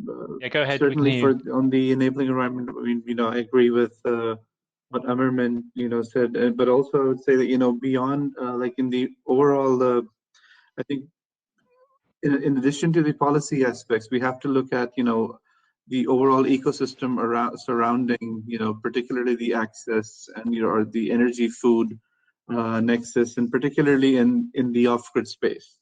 So, there are certainly, there is policy support that is needed. There is support on the financing side. But often I feel one thing that gets neglected, and which, which can actually be a very critical aspect in this whole thing, is actually technological innovation, and particularly referring to energy efficiency. I mean, I'm not talking about going to high tech, but just to give an example, we talk about integrating energy in food value chains, creating value, creating more, entrepreneurial opportunities. Typically in, developing low resource settings, the kind of appliances that have to run on, off-grid resources are typically not, the most efficient ones, and that, translates into, the solar is so expensive, or, it's not feasible. So I think that aspect of energy efficiency, like within the ecosystem of what, the enabling environment, I think, the appliances, rather than, the whole thing about, renewables tending to be expensive, it's more that, if the appliances like if a sawmill has to be used, or, butter churner has to be used in the rural context, these appliances have to be designed that they can run, they can function well on renewables. Then also I feel that particularly on the financing side of things, there's generally, we tend to sort of package energy access and, financing instruments purely for access, which, yeah, they have had success in different instances. But one particular thing that I feel that, the real business case is not really, or maybe, a better business case exists when you look at rural enterprises. You already have small businesses in rural areas. You may have someone who's developing some dairy products. You may have someone who's who's doing some sort of milling, flour milling, pulses, etc. Targeting these existing businesses that are fairly they're self-sufficient economically, introducing energy interventions there, creating value, and that has an effect on energy access as well. But purely saying that we provide financing to electrify a house, you may have households that can pay those back. But and particularly, I would say in the COVID, with the whole COVID-19 situation and how, rural economies generally have taken a hit, it would be good to sort of fair energy interventions in existing enterprises, existing, you can say rural enterprise. I mean, I would say so, in the overall framework of in creating an enabling environment, I would say that, targeting enterprise financing as a means to get energy into the equation, to get energy, and particularly I would say, clean energy, renewables into the food systems. Thank you.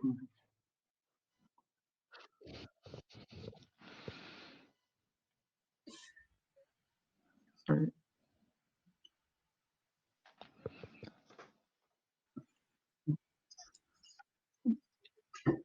Okay, I think we might have lost Can you guys hear me? Gabriel, were you trying to speak before? And sorry I was late. I had some connectivity problems. Yeah, we can hear you. But great to be with everyone. So from our perspective, so I run a cross-boundary energy access, which is a project finance facility for mini grids. So we invest in we're trying to bring private capital to the mini grid sector in Africa. And for us, I think our number one priority for sustainable energy and agriculture is every village that we're present in, or any market that we see, if there's an agricultural business that currently uses a diesel generator, it's to displace that diesel generator and run them on our solar mini grids. So very, I think, aligned with what a couple of other speakers have said already. And the idea is that if you focus on those existing businesses, those existing agricultural businesses, then the energy intervention, the sustainable energy intervention, is purely focused on how do you displace diesel with renewable energy, in our case solar-based mini grid, because all the other barriers that typically exist, like access to market linkages, you don't have to, that the intervention doesn't have to address those, because you have an existing business which has customers, which must be profitable because there's an existing entrepreneur. And that kind of low-hanging fruit, I think the scale of that market is still enormous. I think there have been reports, the IFC put a report out recently about how prevalent diesel usage still is. And so that's what we prioritize our efforts. Thanks very much, Gabriel. I think in the interest of time, thanks Lula for sharing your inputs into the chat box. For the interest of time, I think we can post the list of inputs on this question, on this sub-question into the chat box. And John, if you can hear us, you can kick us off on question 1, sub-question 1.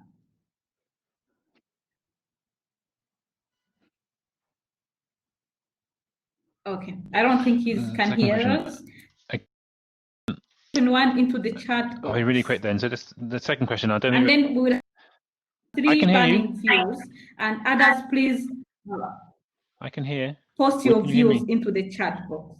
We can actually hear it all. Can you hear?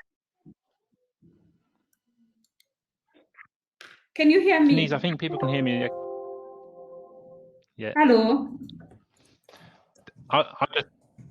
We can hear you, Denise. I think you can't hear me. Can you hear me? Jesus. Okay. Good then. Okay, I'm just going to talk anyway. Second question. John, let's see if we get some here? responses to the second question. So the second question is about the data that would help. Denise. Sorry.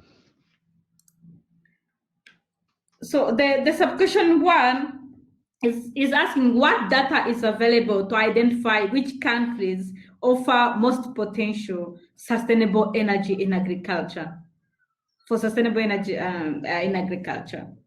So I'm really not sure of who is and who is not on the call.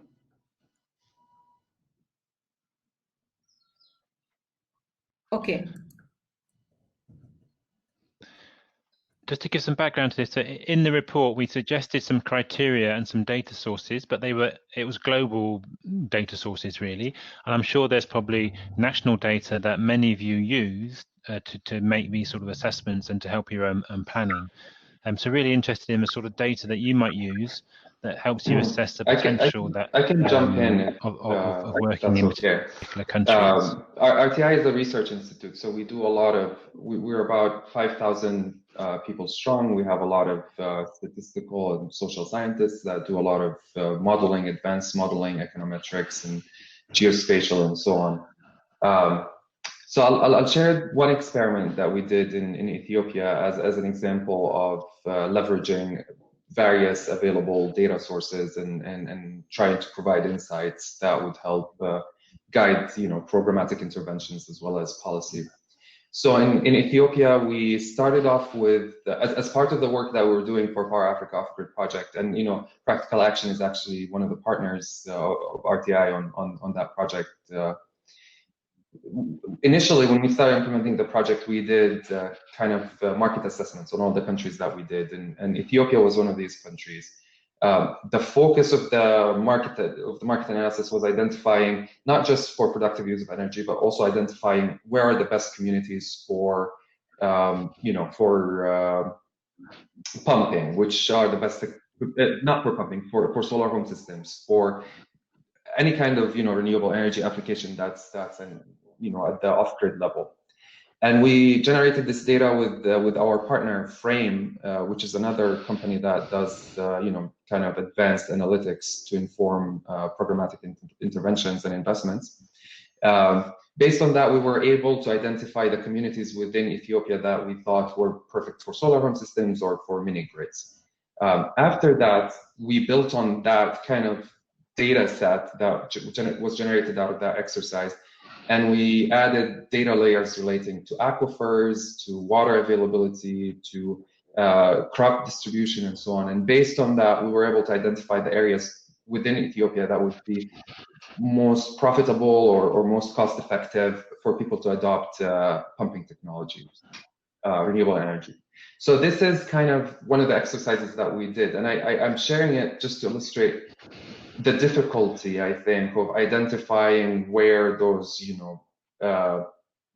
lowest hanging fruit are, where the biggest potential is, because unlike renewable energy, kind of large scale energy to be added to utilities, when it comes to productive use of energy, you're talking about multiple value chains, you're talking about a lot of technologies, you're talking about a lot of crops, and you're talking about a lot of types of farmers and different types of enterprises. And really, to look at it from a country perspective, it's kind of difficult to make that assessment, because I think while country A may be perfect for pumping for smallholders, country B is perfect for large scale pumping for large farms. And how do you compare these two? To me, seem like apples and oranges. So I'm just sharing this to say, it may be that country is not necessarily the best unit of analysis. Maybe we need to be looking at value chains and technologies and so on, as opposed to countries.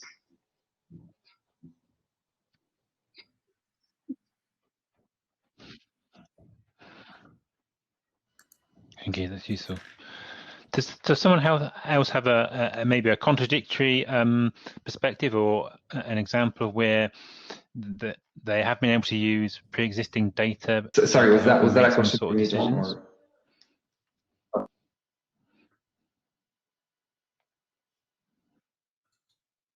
That's on. No. If I may, that was really on just the trying to bring in some side, other we've people, been just to see if there's any other kind of working quite a lot with perspectives out there. geospatial data to assess productive demand. We've done mainly a pilot in Mozambique, and we've been working with the people from eGuide in Ethiopia and other countries to Eastern African countries to assess this productive demand. And the idea, we are launching now a pilot also in Nigeria. The idea is really to provide market intelligence to mini-grid operators. I mean, that's at least the case in Nigeria. So they better size their investment and they better design their system. So that's one, but definitely, I mean, the lack of data and systematic data is a major barrier. At ESMAP, we just launched a program on demand estimate, which really aims at assessing electricity need from productive use. And we'll try to have a more systematic effort here, because for now, I mean, the projects have been pretty isolated. They have remained isolated incidents due to this lack of systematic effort, and it led. I mean, it resulted in a lack of knowledge and expertise even from our team, and lack of awareness. And I feel that the first barrier, I mean, going back to the enabling condition, is really about data.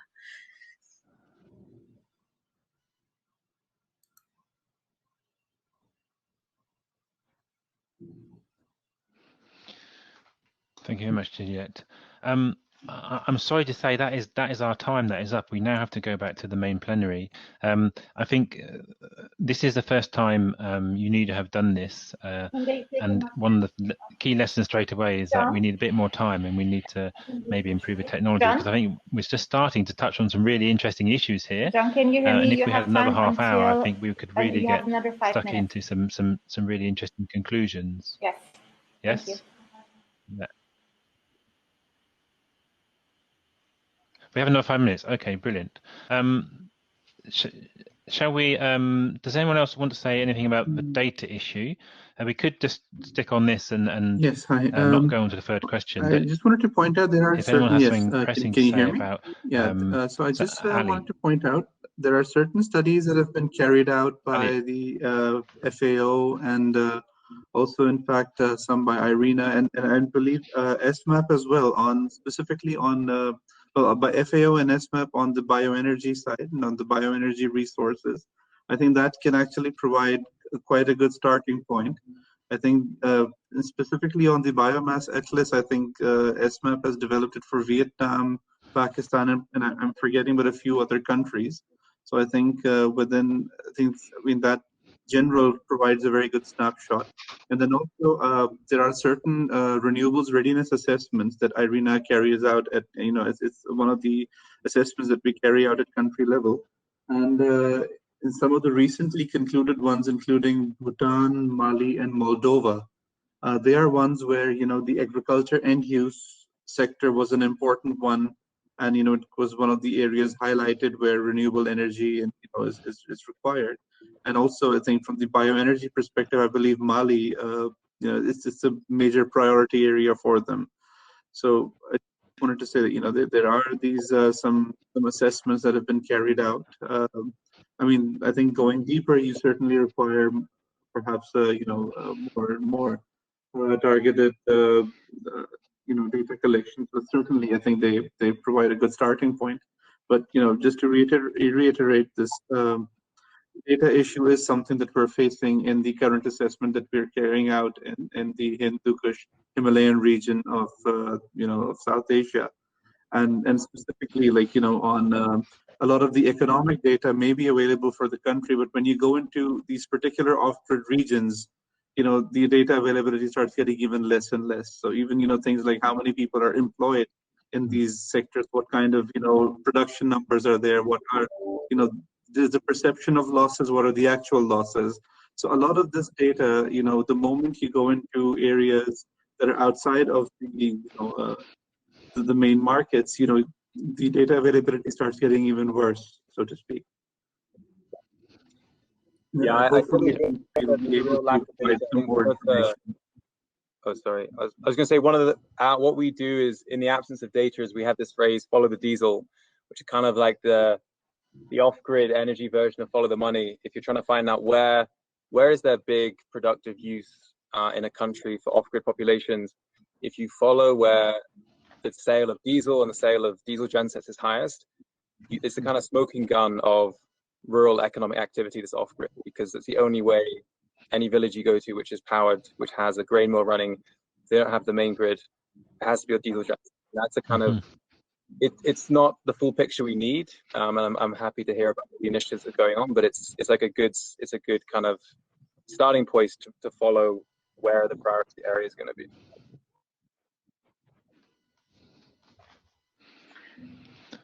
If I may jump in for 1 second, I think on the issue of data as well, it depends on your comfort level with the margin of error and how accurate the data is. And as mentioned by the colleagues earlier, the quality of the data degrades as we get more and more rural.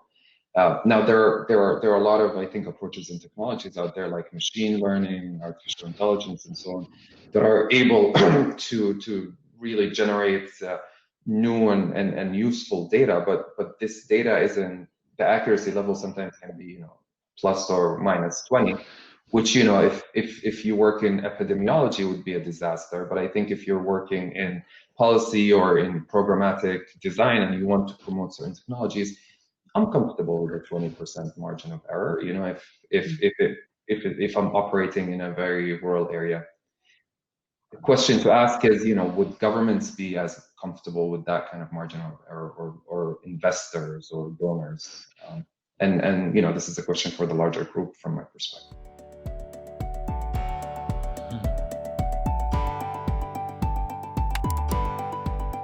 So let me start with introducing myself.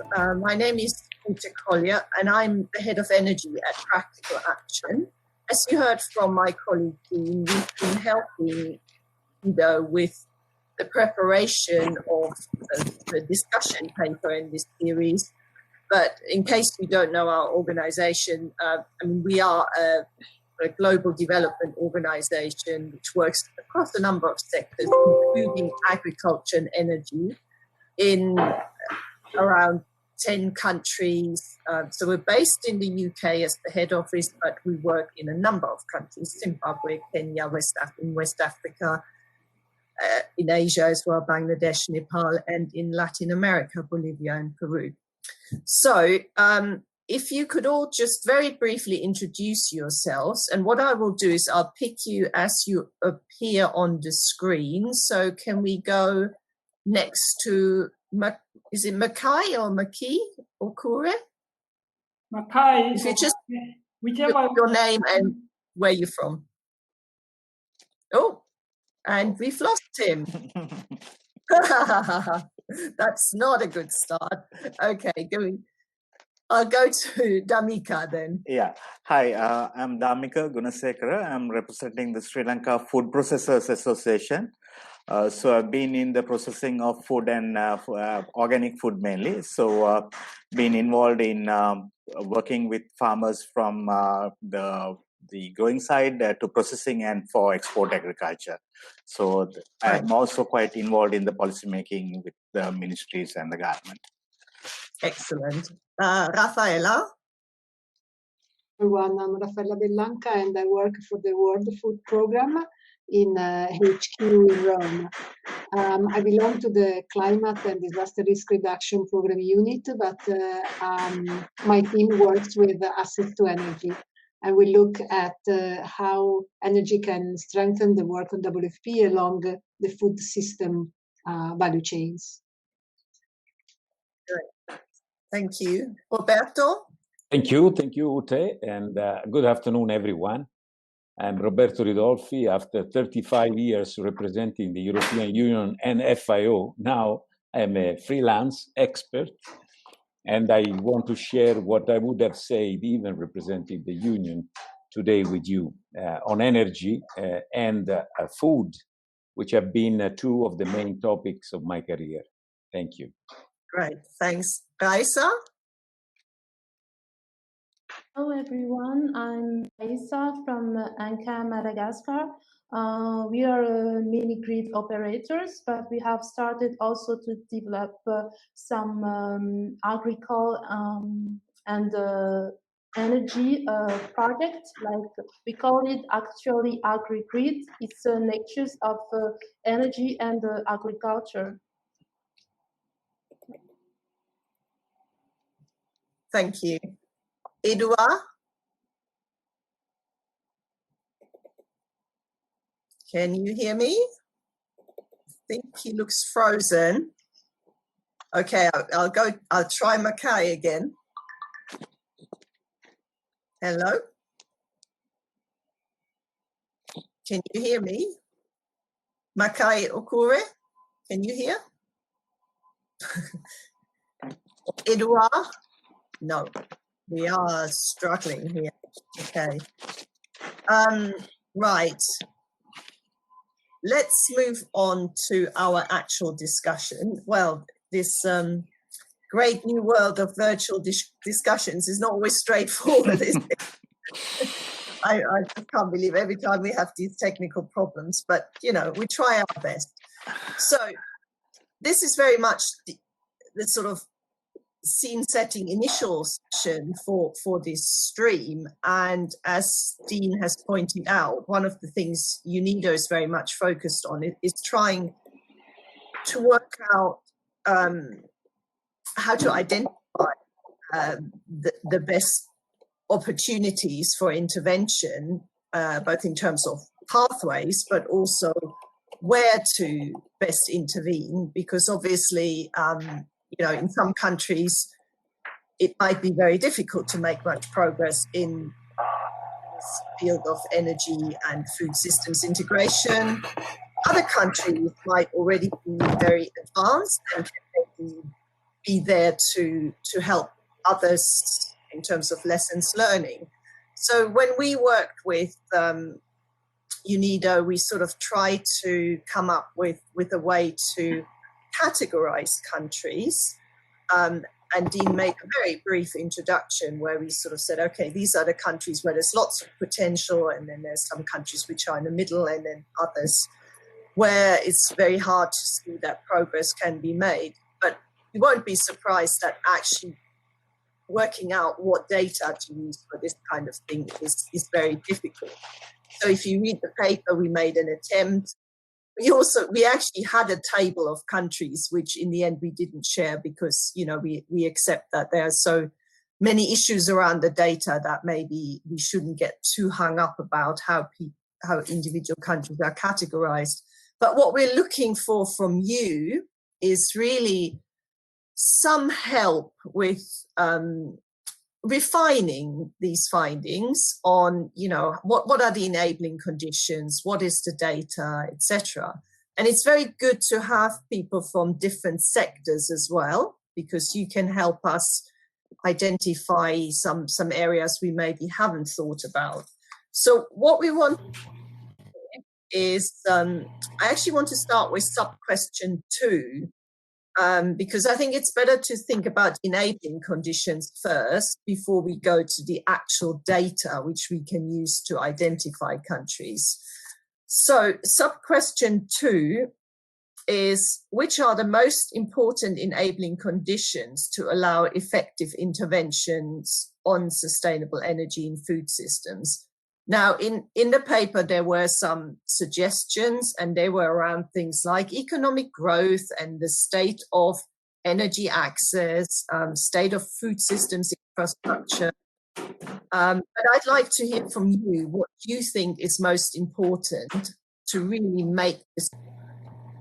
So who wants to go first? Can I? And we'll allocate. We've got 4 questions, but let's start, and then I'll move us on as we need to. Yeah. Who wants to start? Can I go ahead? Yes. Yeah.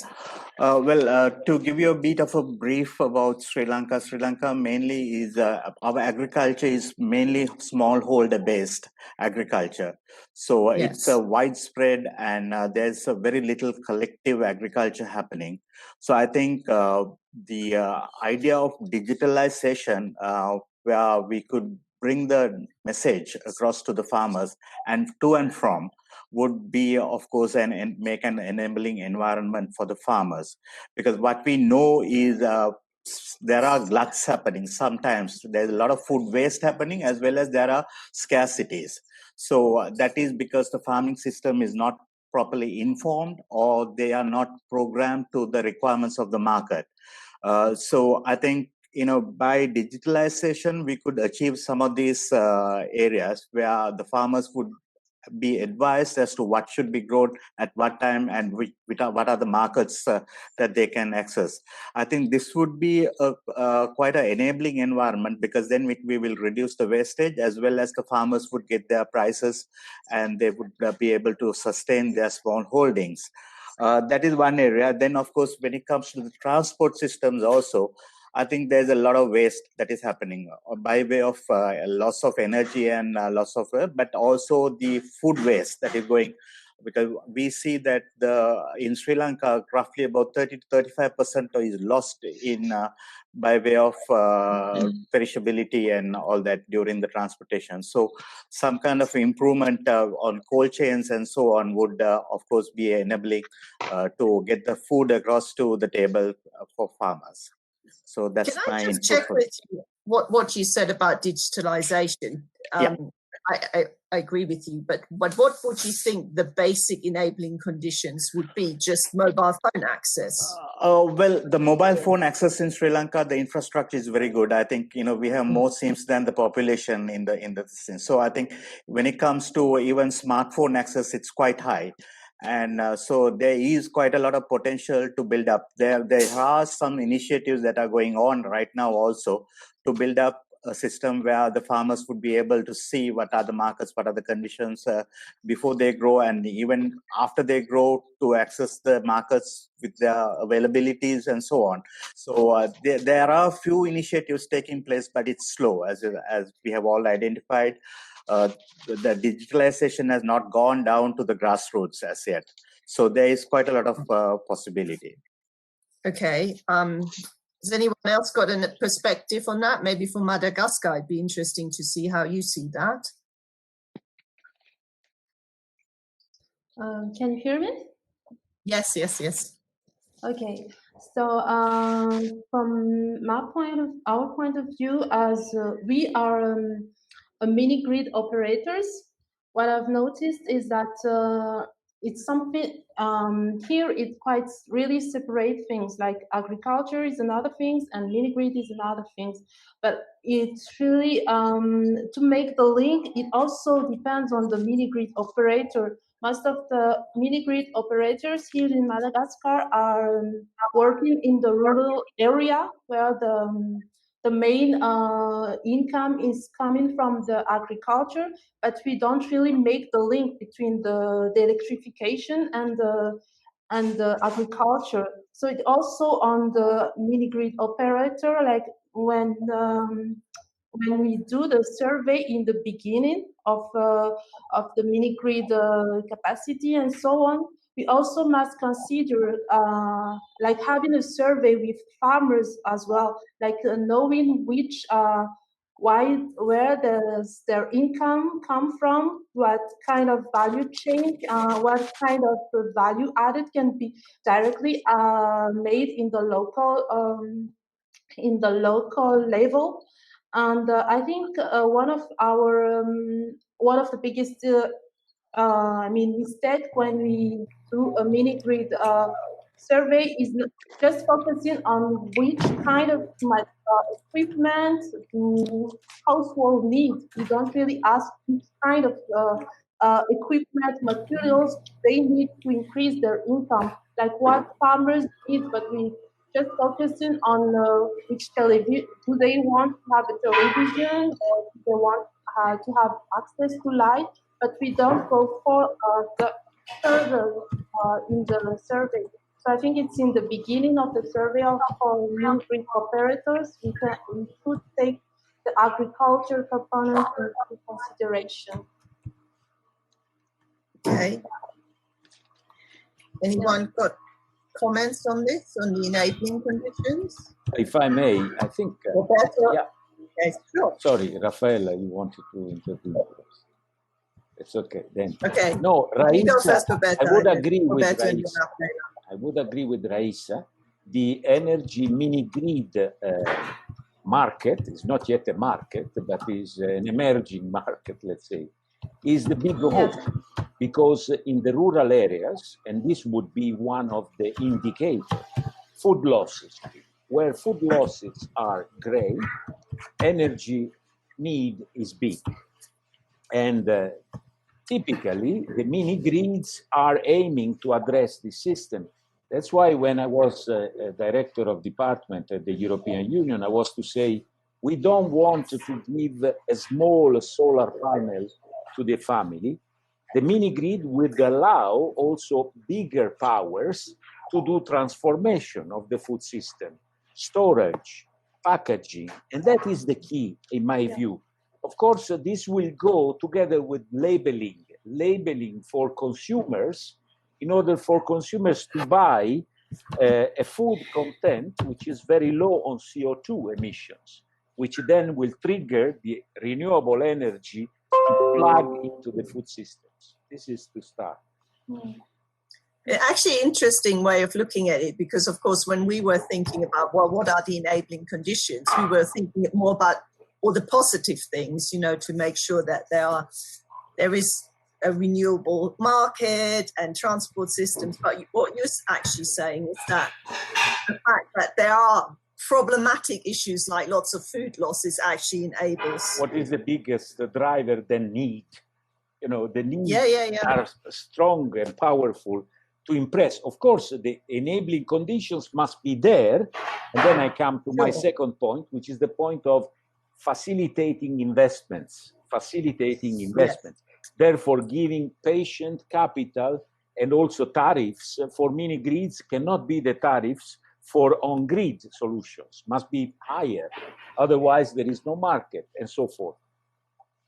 Yeah, in fact, I mean, one of the things we looked at was, I'm not sure whether you're aware of the RISE indicators, which have been drawn up by the World Bank to assess the off-grid environment. And they have looked at, is there an enabling environment for mini-grids? That's quite important, the regulation and everything. So at least there is a little bit of data. Hello? Rafaela, you want to make a point? Hello? Hello? So Rafaela? I'm talking to myself. A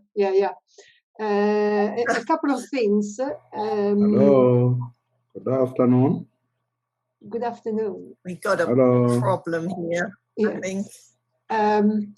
Maybe while reading the report on the barriers and the enabling environment, one thing that is a recurrent problem for us is the volatility of the currency exchange rate. So in enabling the financing at the household and the bigger levels, the problem is the repayment. And if the currency continues to move, then that becomes a real challenge. On the classification of countries in general, looking at the parameters that UNIDO has identified as to choose viable places. Hello. Can Professor hear you. Kure, Yes, do you thank hear you. me? But can you hear us? Because Rafaela is speaking at the moment.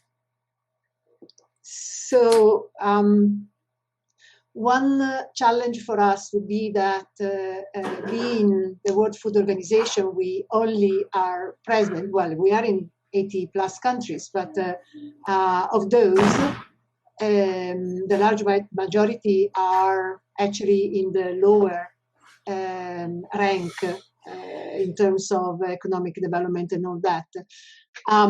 Also, so well, that limits our possibility to work in conducive environments. Also, another consideration is that regions might not be representative of so that the ranking of the whole country might not reflect the regional realities, and that's actually something quite important as well. Yes, but of course the data is often only available at the whole country level. Okay. We still have problems with people.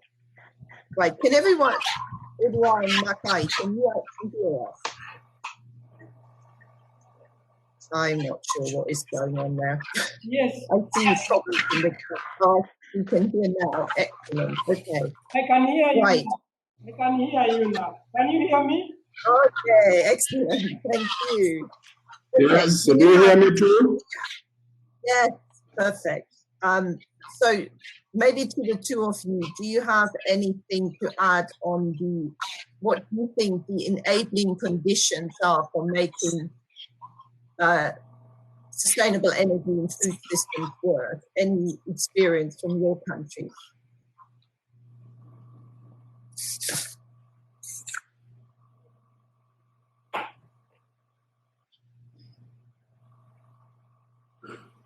So do you want to talk? Yes, please. Sorry. Okay, thank you very much. So my country is Rwanda, and I work mainly in energy and agriculture, especially powering agriculture for irrigation, cold storages, solar dryers, and so on. To me, the energy and agricultural nexus, it's very important, but it needs really much effort, especially from the key players, mainly the government, I mean the leaders, decision makers, to make this adapted, and also, especially in developing countries, there should be kind of coordinated efforts,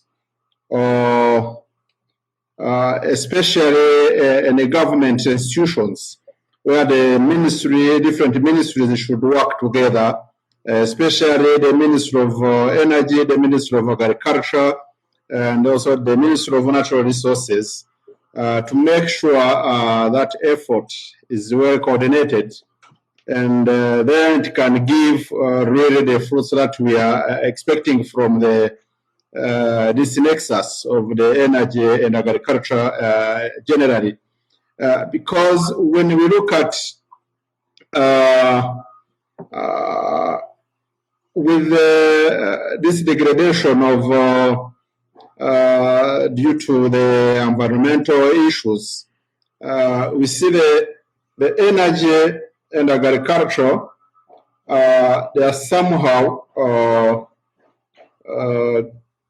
they are not complementing each other.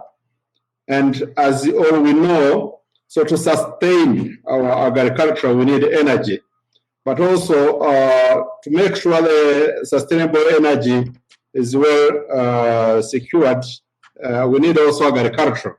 Because many people in our developing countries relying on agriculture, especially the economies. But also when you look at the accessibility or the affordability by the end users, the farmers themselves, it's still a challenge.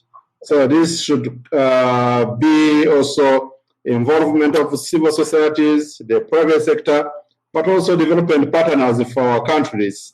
This partnership should be really strengthened to make sure that what we do is reaching the targets. And I think from UNIDO, as UN agents, it should work with our respective governments, especially developing countries, to make sure that this effort is well coordinated and it reaches really the output that we are looking for, that we need. Otherwise, being scattered, and when there is the lack of coordination and between the government institutions and the government with its development partners also may will lead us to fail due to lack of coordination, because technology issues is a problem, but also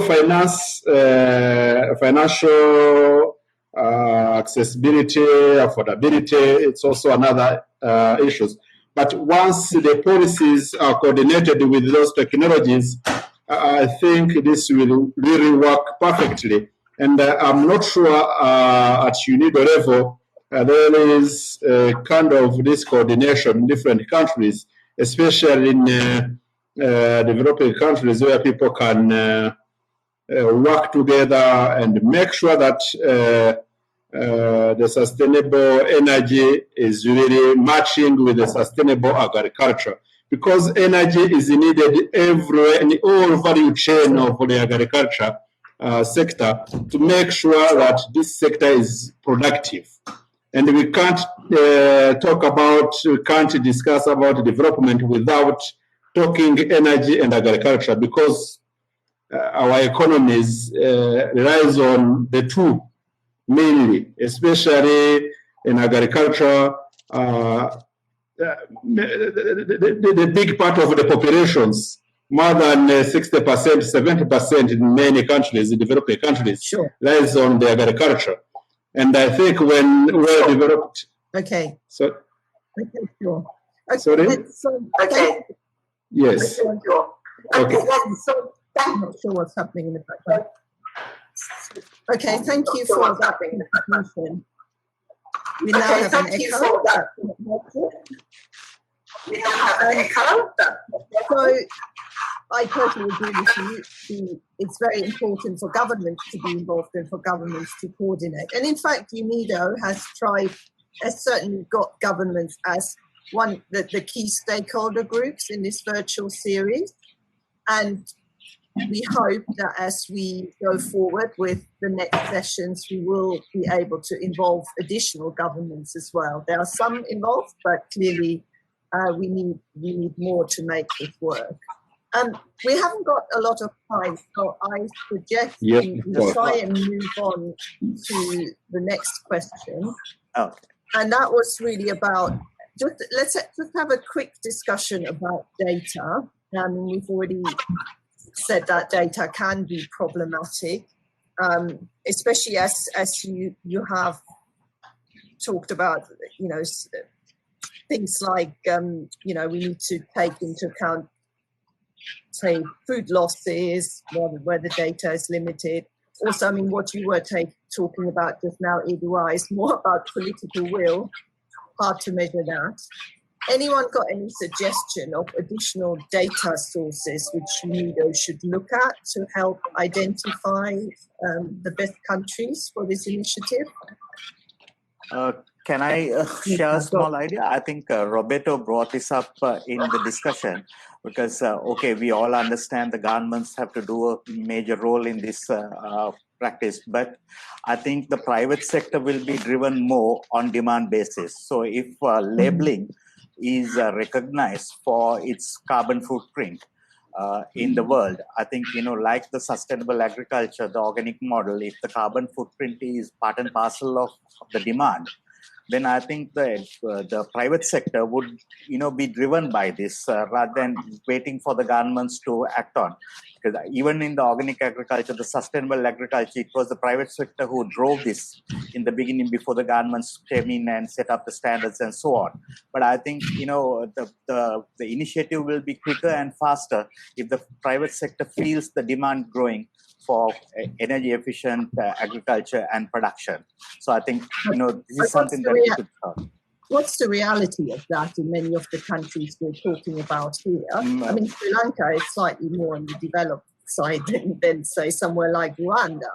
I would think the actual information on agricultural emissions is very, very low, right? Oh, that's well, it's not it. really true. Not true. I mean, I think Roberto, you may be able to. Yeah. No, let me tell you my experience. Roberto, we can't hear you. I think you might be. Sorry. Can you hear me now? Go on. Yeah. Yes. Yeah. Yes. No, my experience in Uganda, and I think it's very similar in Rwanda and Kenya, in East Africa, but Bangladesh will be similar, is that export-driven agriculture is teaching a big lesson in developing countries. And the lesson is that once you conquer a market, be it in coffee, cashew nuts, or anything, that market quota is also respectful in your own country for domestic consumption. And of course, this labeling process will be driven by the food system transformation. I was part of conversation of CEOs in the Food System Summit, preparation to the Food System Summit. And CEOs are very much going against the will and the needs of the consumers. And consumers are very fast in becoming mature.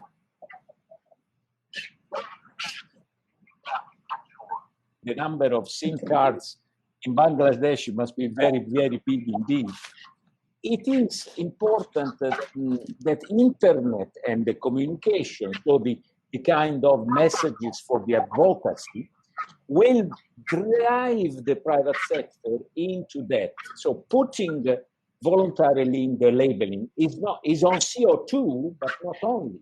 Could be on biodiversity content, could be on many other things. For the energy conversation, of course, the CO2 is the most important. One other data that I may strongly recommend to be available is electricity access. Sure. And the share of renewable on the total production of the country. Yeah, we have used that. We do have, yes. I helped to set up SEforALL in 2012, so I remember very well the kind of process. But combining it, so cross-making, food losses, IT access, internet, and electricity access, we should be able to discover where the private sector will access tomorrow, assuming that there will be the right finance to accompany the private sector, and that's not always the case. Okay, great. That's interesting. So I've got food losses, IT access, and electricity access combined. Okay. Right. Anything else on data? No. Okay. Oh, well, the tariffs policy, it's killing. It's killing that many of our friend leaders in developing countries pretend to have the same tariffs of mini grids as they have for big network energy. It is impossible. They are looking for $8 cents, $10 cents per kilowatt hour on mini grids. That's absolutely crazy. There is no mini grids on the planet that can work with that tariff. So yes. I'm sure Raisa agrees with that being a problem. I have something on data. Yes. When we talk about agriculture in some of our countries, you think about agriculture as kind of one sector. But the problem is there is the plantation and well-organized agriculture. But there is also the domestic subsistence agriculture. Now, when we talk about linking energy access and agriculture, and we want to link it to SDG, then we must think about the poorest of the poor. Those who do not well except agriculture. So you find they wake up first thing in the morning, they're thinking about their garden, they go back home, they're thinking about their garden. They are not thinking about electricity in the garden. So I think that is, so we need to bring that element of not just business, because agriculture, the plantation agriculture, the export oriented agriculture. So you will get a higher rating. But where you really do things in the domestic sector, those people sometimes are not captured in the PPP. I don't know what action can do that. I suggest. Okay, thank you.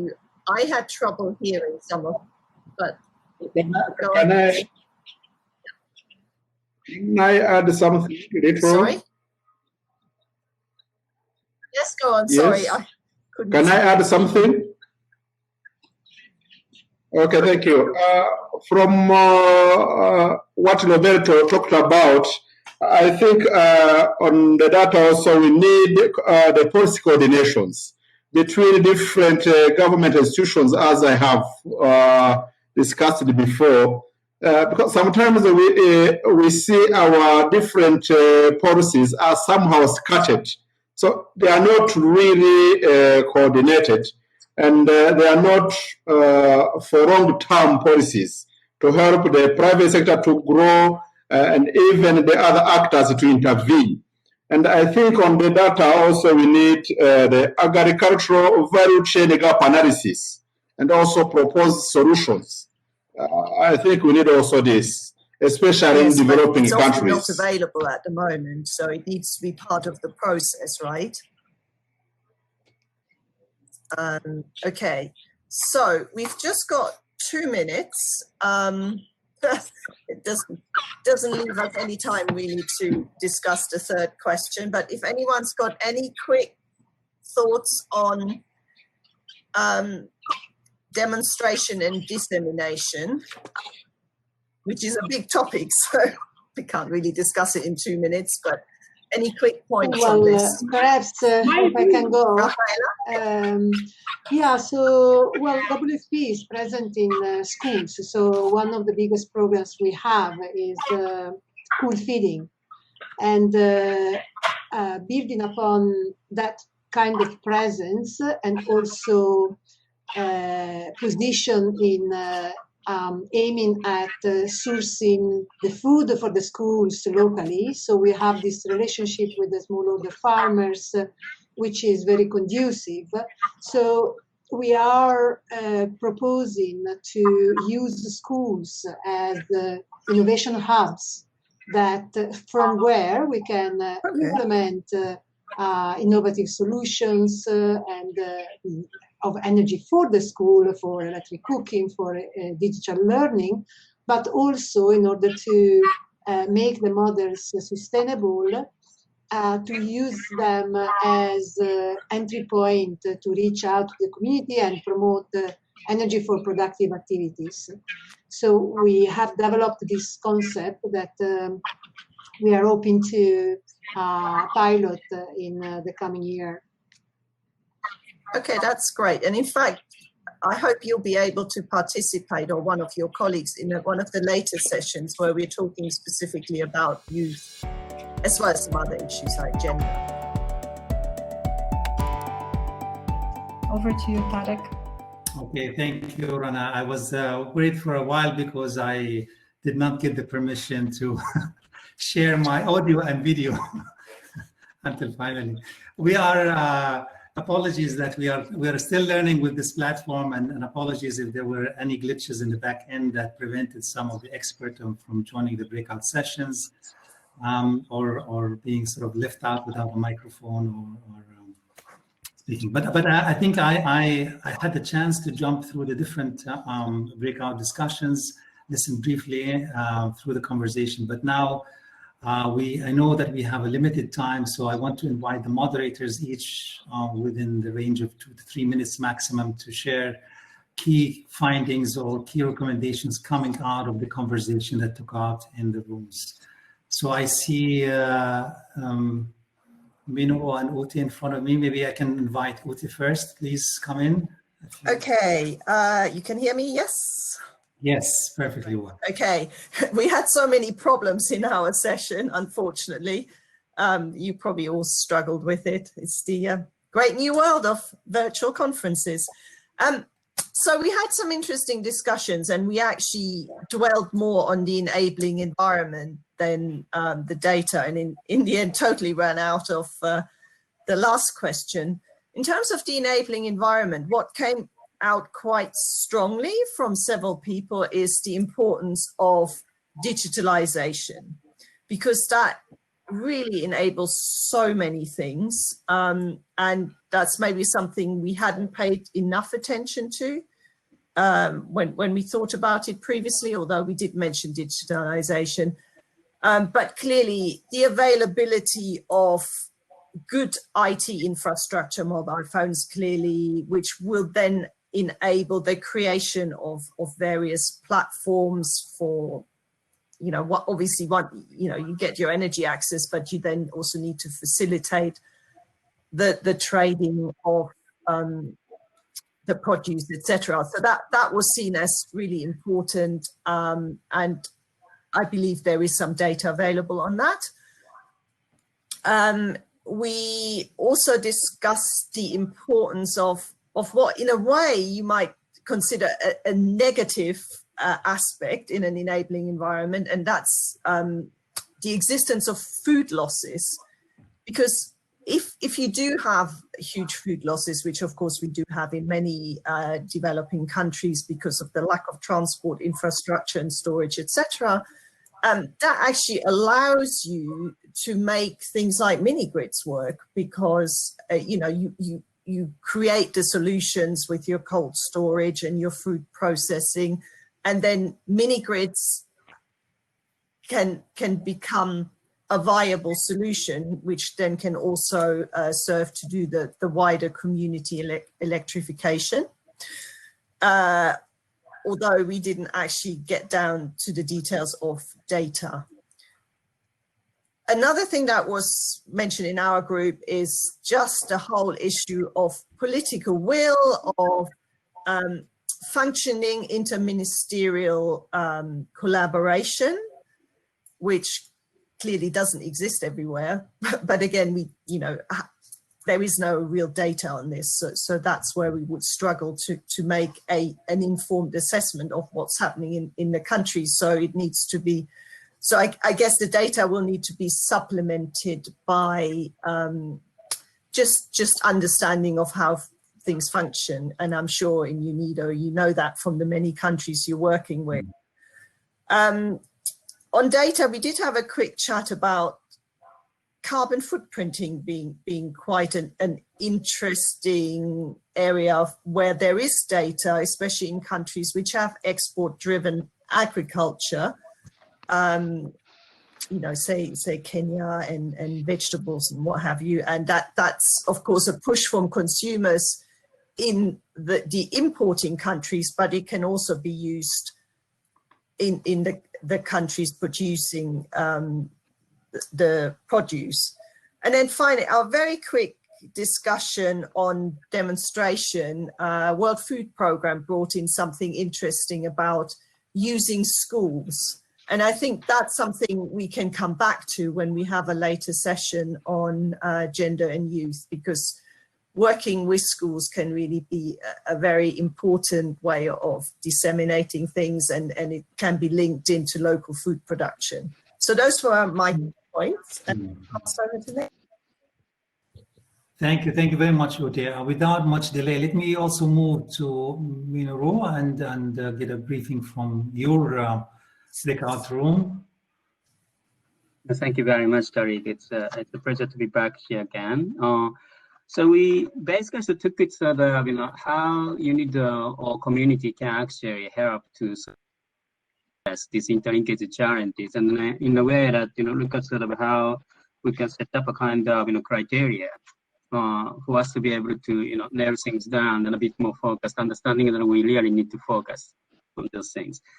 Now, the first point is sort of cross-sector issues, right? So, is this energy, or is this agriculture, or is this both? And I think reading through the concept paper, it looks as if that this is reading a little more toward energy side and less about agriculture. Is that intentional? So the question I think is going to be raised here is that as we try to get on the ground, how do we structure so that intervention in such a way that this is going to be through energy sector to address agricultural linkages, or this is going to be both way, from agriculture side to the back to the energy side, or we are trying to sort of, be one side. So this is just a design parameter for UNIDO to think about it here. Either way, there's a merit and demerit. So I think this is not sort of, either or. And along those things, there obviously there are a lot of best practices and examples and projects which have been done over the decades in GEF or Pacific Island, in Africa. You can see that there are tons of projects, activities that we can learn from. The point was made though that even if we have those projects, let's say for example, solar power for irrigation, for example, we don't have a structured databases, it looks like, at least on the global scale, where we can tap into those interlinkages data sets. So it might reside in either of the sector or sort of databases. But I think it doesn't look like that, but the comprehensive data set exists that connects both. Would that be an opportunity or a barrier? That's again, for you to think about it. I think, in terms of, the conditions, access to market, access to finance, and, existing capacities and the policy conditions, all of those things need to be looked at. Again, what do you see that, most enabling for you to be able to coming in? So some of the participants said that, for example, the importance of circular economy. I thought this is an interesting point in that, this connects the dot potentially. So then, in addition to sort of looking at the sectoral policies, commitment to the cross-sectoral interlinkages, you might want to look at the macro frameworks such as circular economy. And obviously, there's a climate change discussion going on, and NDCs and emissions commitment on those things. So maybe one step above the sectoral policies and or this cross-sectoral, macro strategies existence that the country might give a hint as to when you are trying to nail things down and trying to focus on a couple of countries to start with. I think there are many other points came out. Obviously, I'm not making a due justice to those things, but I think I thought that these are the kind of the direction that we looked at. Some countries name are floated around, say for example Nigeria, Uganda. And obviously, we look at some Pacific Island examples, country like India, which has an enormous, vast, experience in those things. So that those are probably the countries that we can learn from. Again, that it is going to be quite important for you to be able to have a sort of set of kind of criteria for the design of the larger interventions. So we kind of people who ask to sort of advise on where, in which way. Be able to be a bit more sort of focused in sort of suggesting moving forward. Thank you. Back to you. Thank you, Minoru, for trying to synthesize also quite a complex discussion in very few minutes. Now back to Rana Ugunem from briefing on the conversation that was taking place. Where I know that our moderator had to leave, but Rana, please. Indeed. So I'm reporting on behalf of Harish also, who was the moderator in our group. And in the interest of time, maybe I'll focus on some elements that might not have been brought up by the other moderators. So there was a common agreement that this is a timely topic to pursue because not only is it important to have energy to develop food systems better, but it's also important actually to diversify this demand to support the business case for off-grid use of mini grids. There's plenty of experiences that were shared as well at the between India and between other countries where, for example, SNV was working. However, I think the one thing that we all also agreed on is that there is a need to have a political will and leadership, and there was a brilliant example as well from the UAE, which highlighted yet other interesting dimensions of the discussion.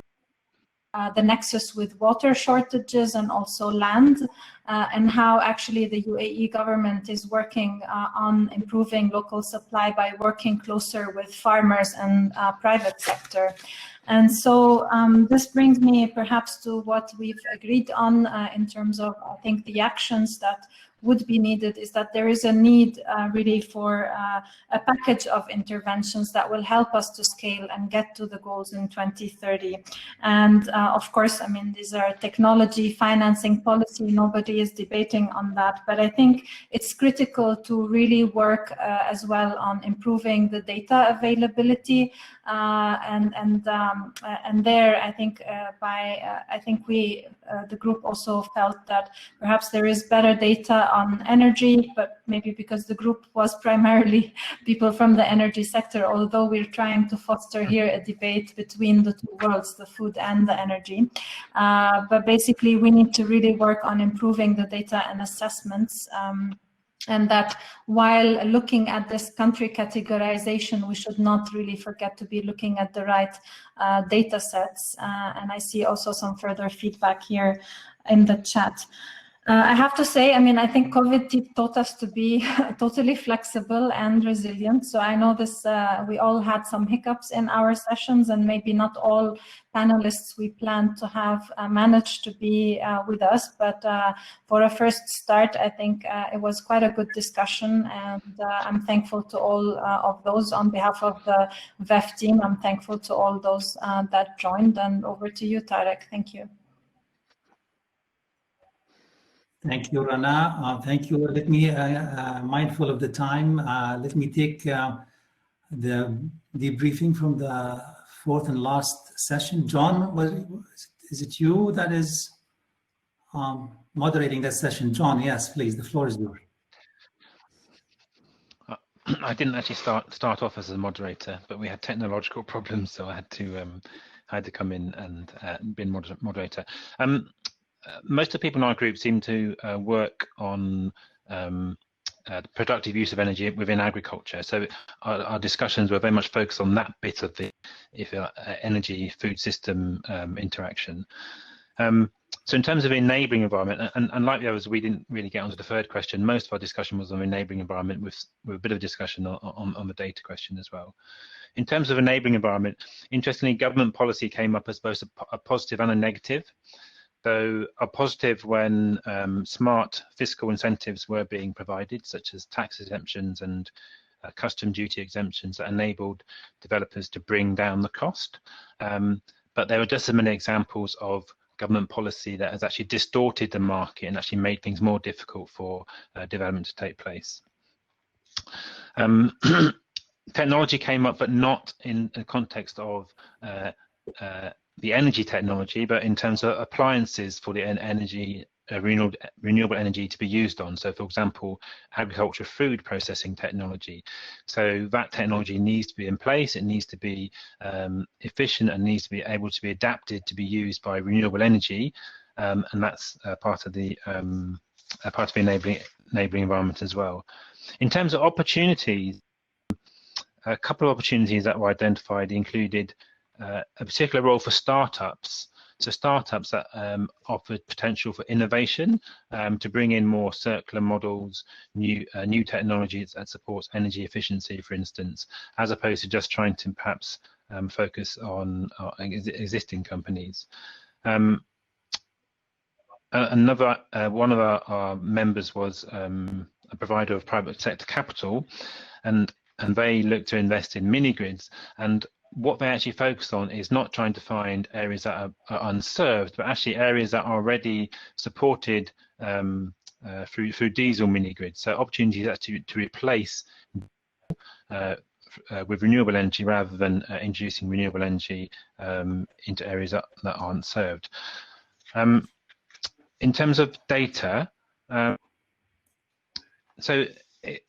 whilst it was recognised that there are some sources of data at a national level, and examples given were the IRENA renewable energy country assessment, some of which include a focus on the agriculture sector, and the SMAT SMAP bioenergy assessments. Whilst there are some sort of data sets like that at a national level, actually for developers, there's a paucity of data within countries to enable them to support developments. And it's particularly relevant in productive use energy because often you're interested in multiple value chains, and so there's no one data set that, that you can go to. So the strategies that people in our group often use is they have to make up the data themselves, they have to put in place their own data collection methods. People spoke about how comfort levels in terms of margins of error, so accepting a higher level of margin of error, so accepting lower levels of quality of data, and also using proxy indicators. So one of the organizations spoke about following the diesel. So if you can follow the diesel, if you know where there's investment in diesel energy generation, you know that it's an off-grid area, and you know that there's productive use enterprises and potential there. So that immediately gives you opportunities and potential to introduce renewable energy for productive use. Thank you, John.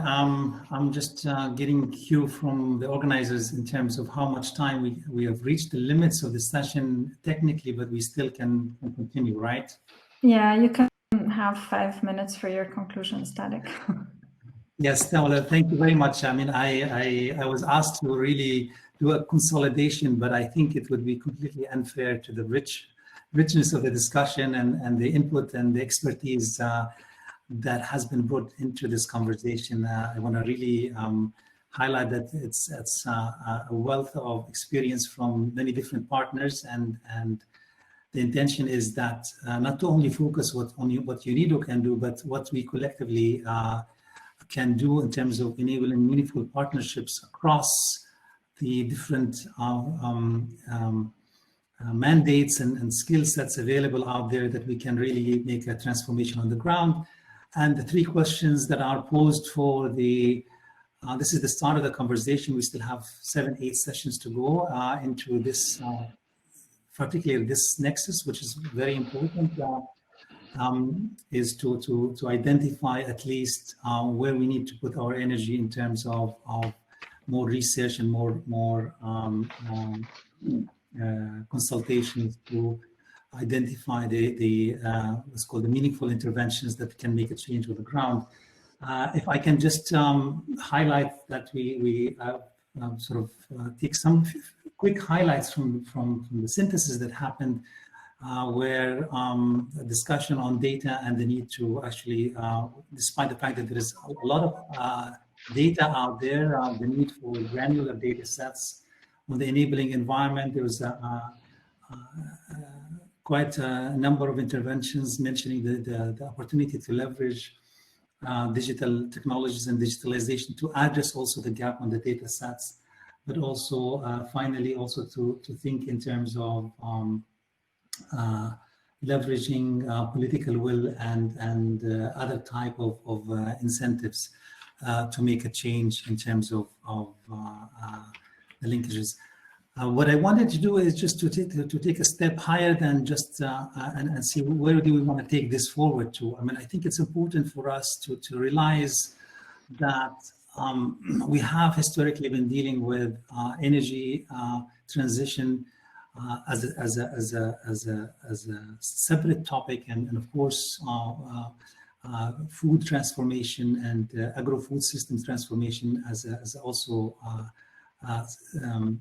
independent kind of challenge. But I think by looking at these two together, we see tremendous opportunities for creating synergies and targeted impacts, particularly related to the variety of geographies we're dealing with and where countries are on the path to transforming the food system, but also face tremendous challenge with energy access and how we can link the two together.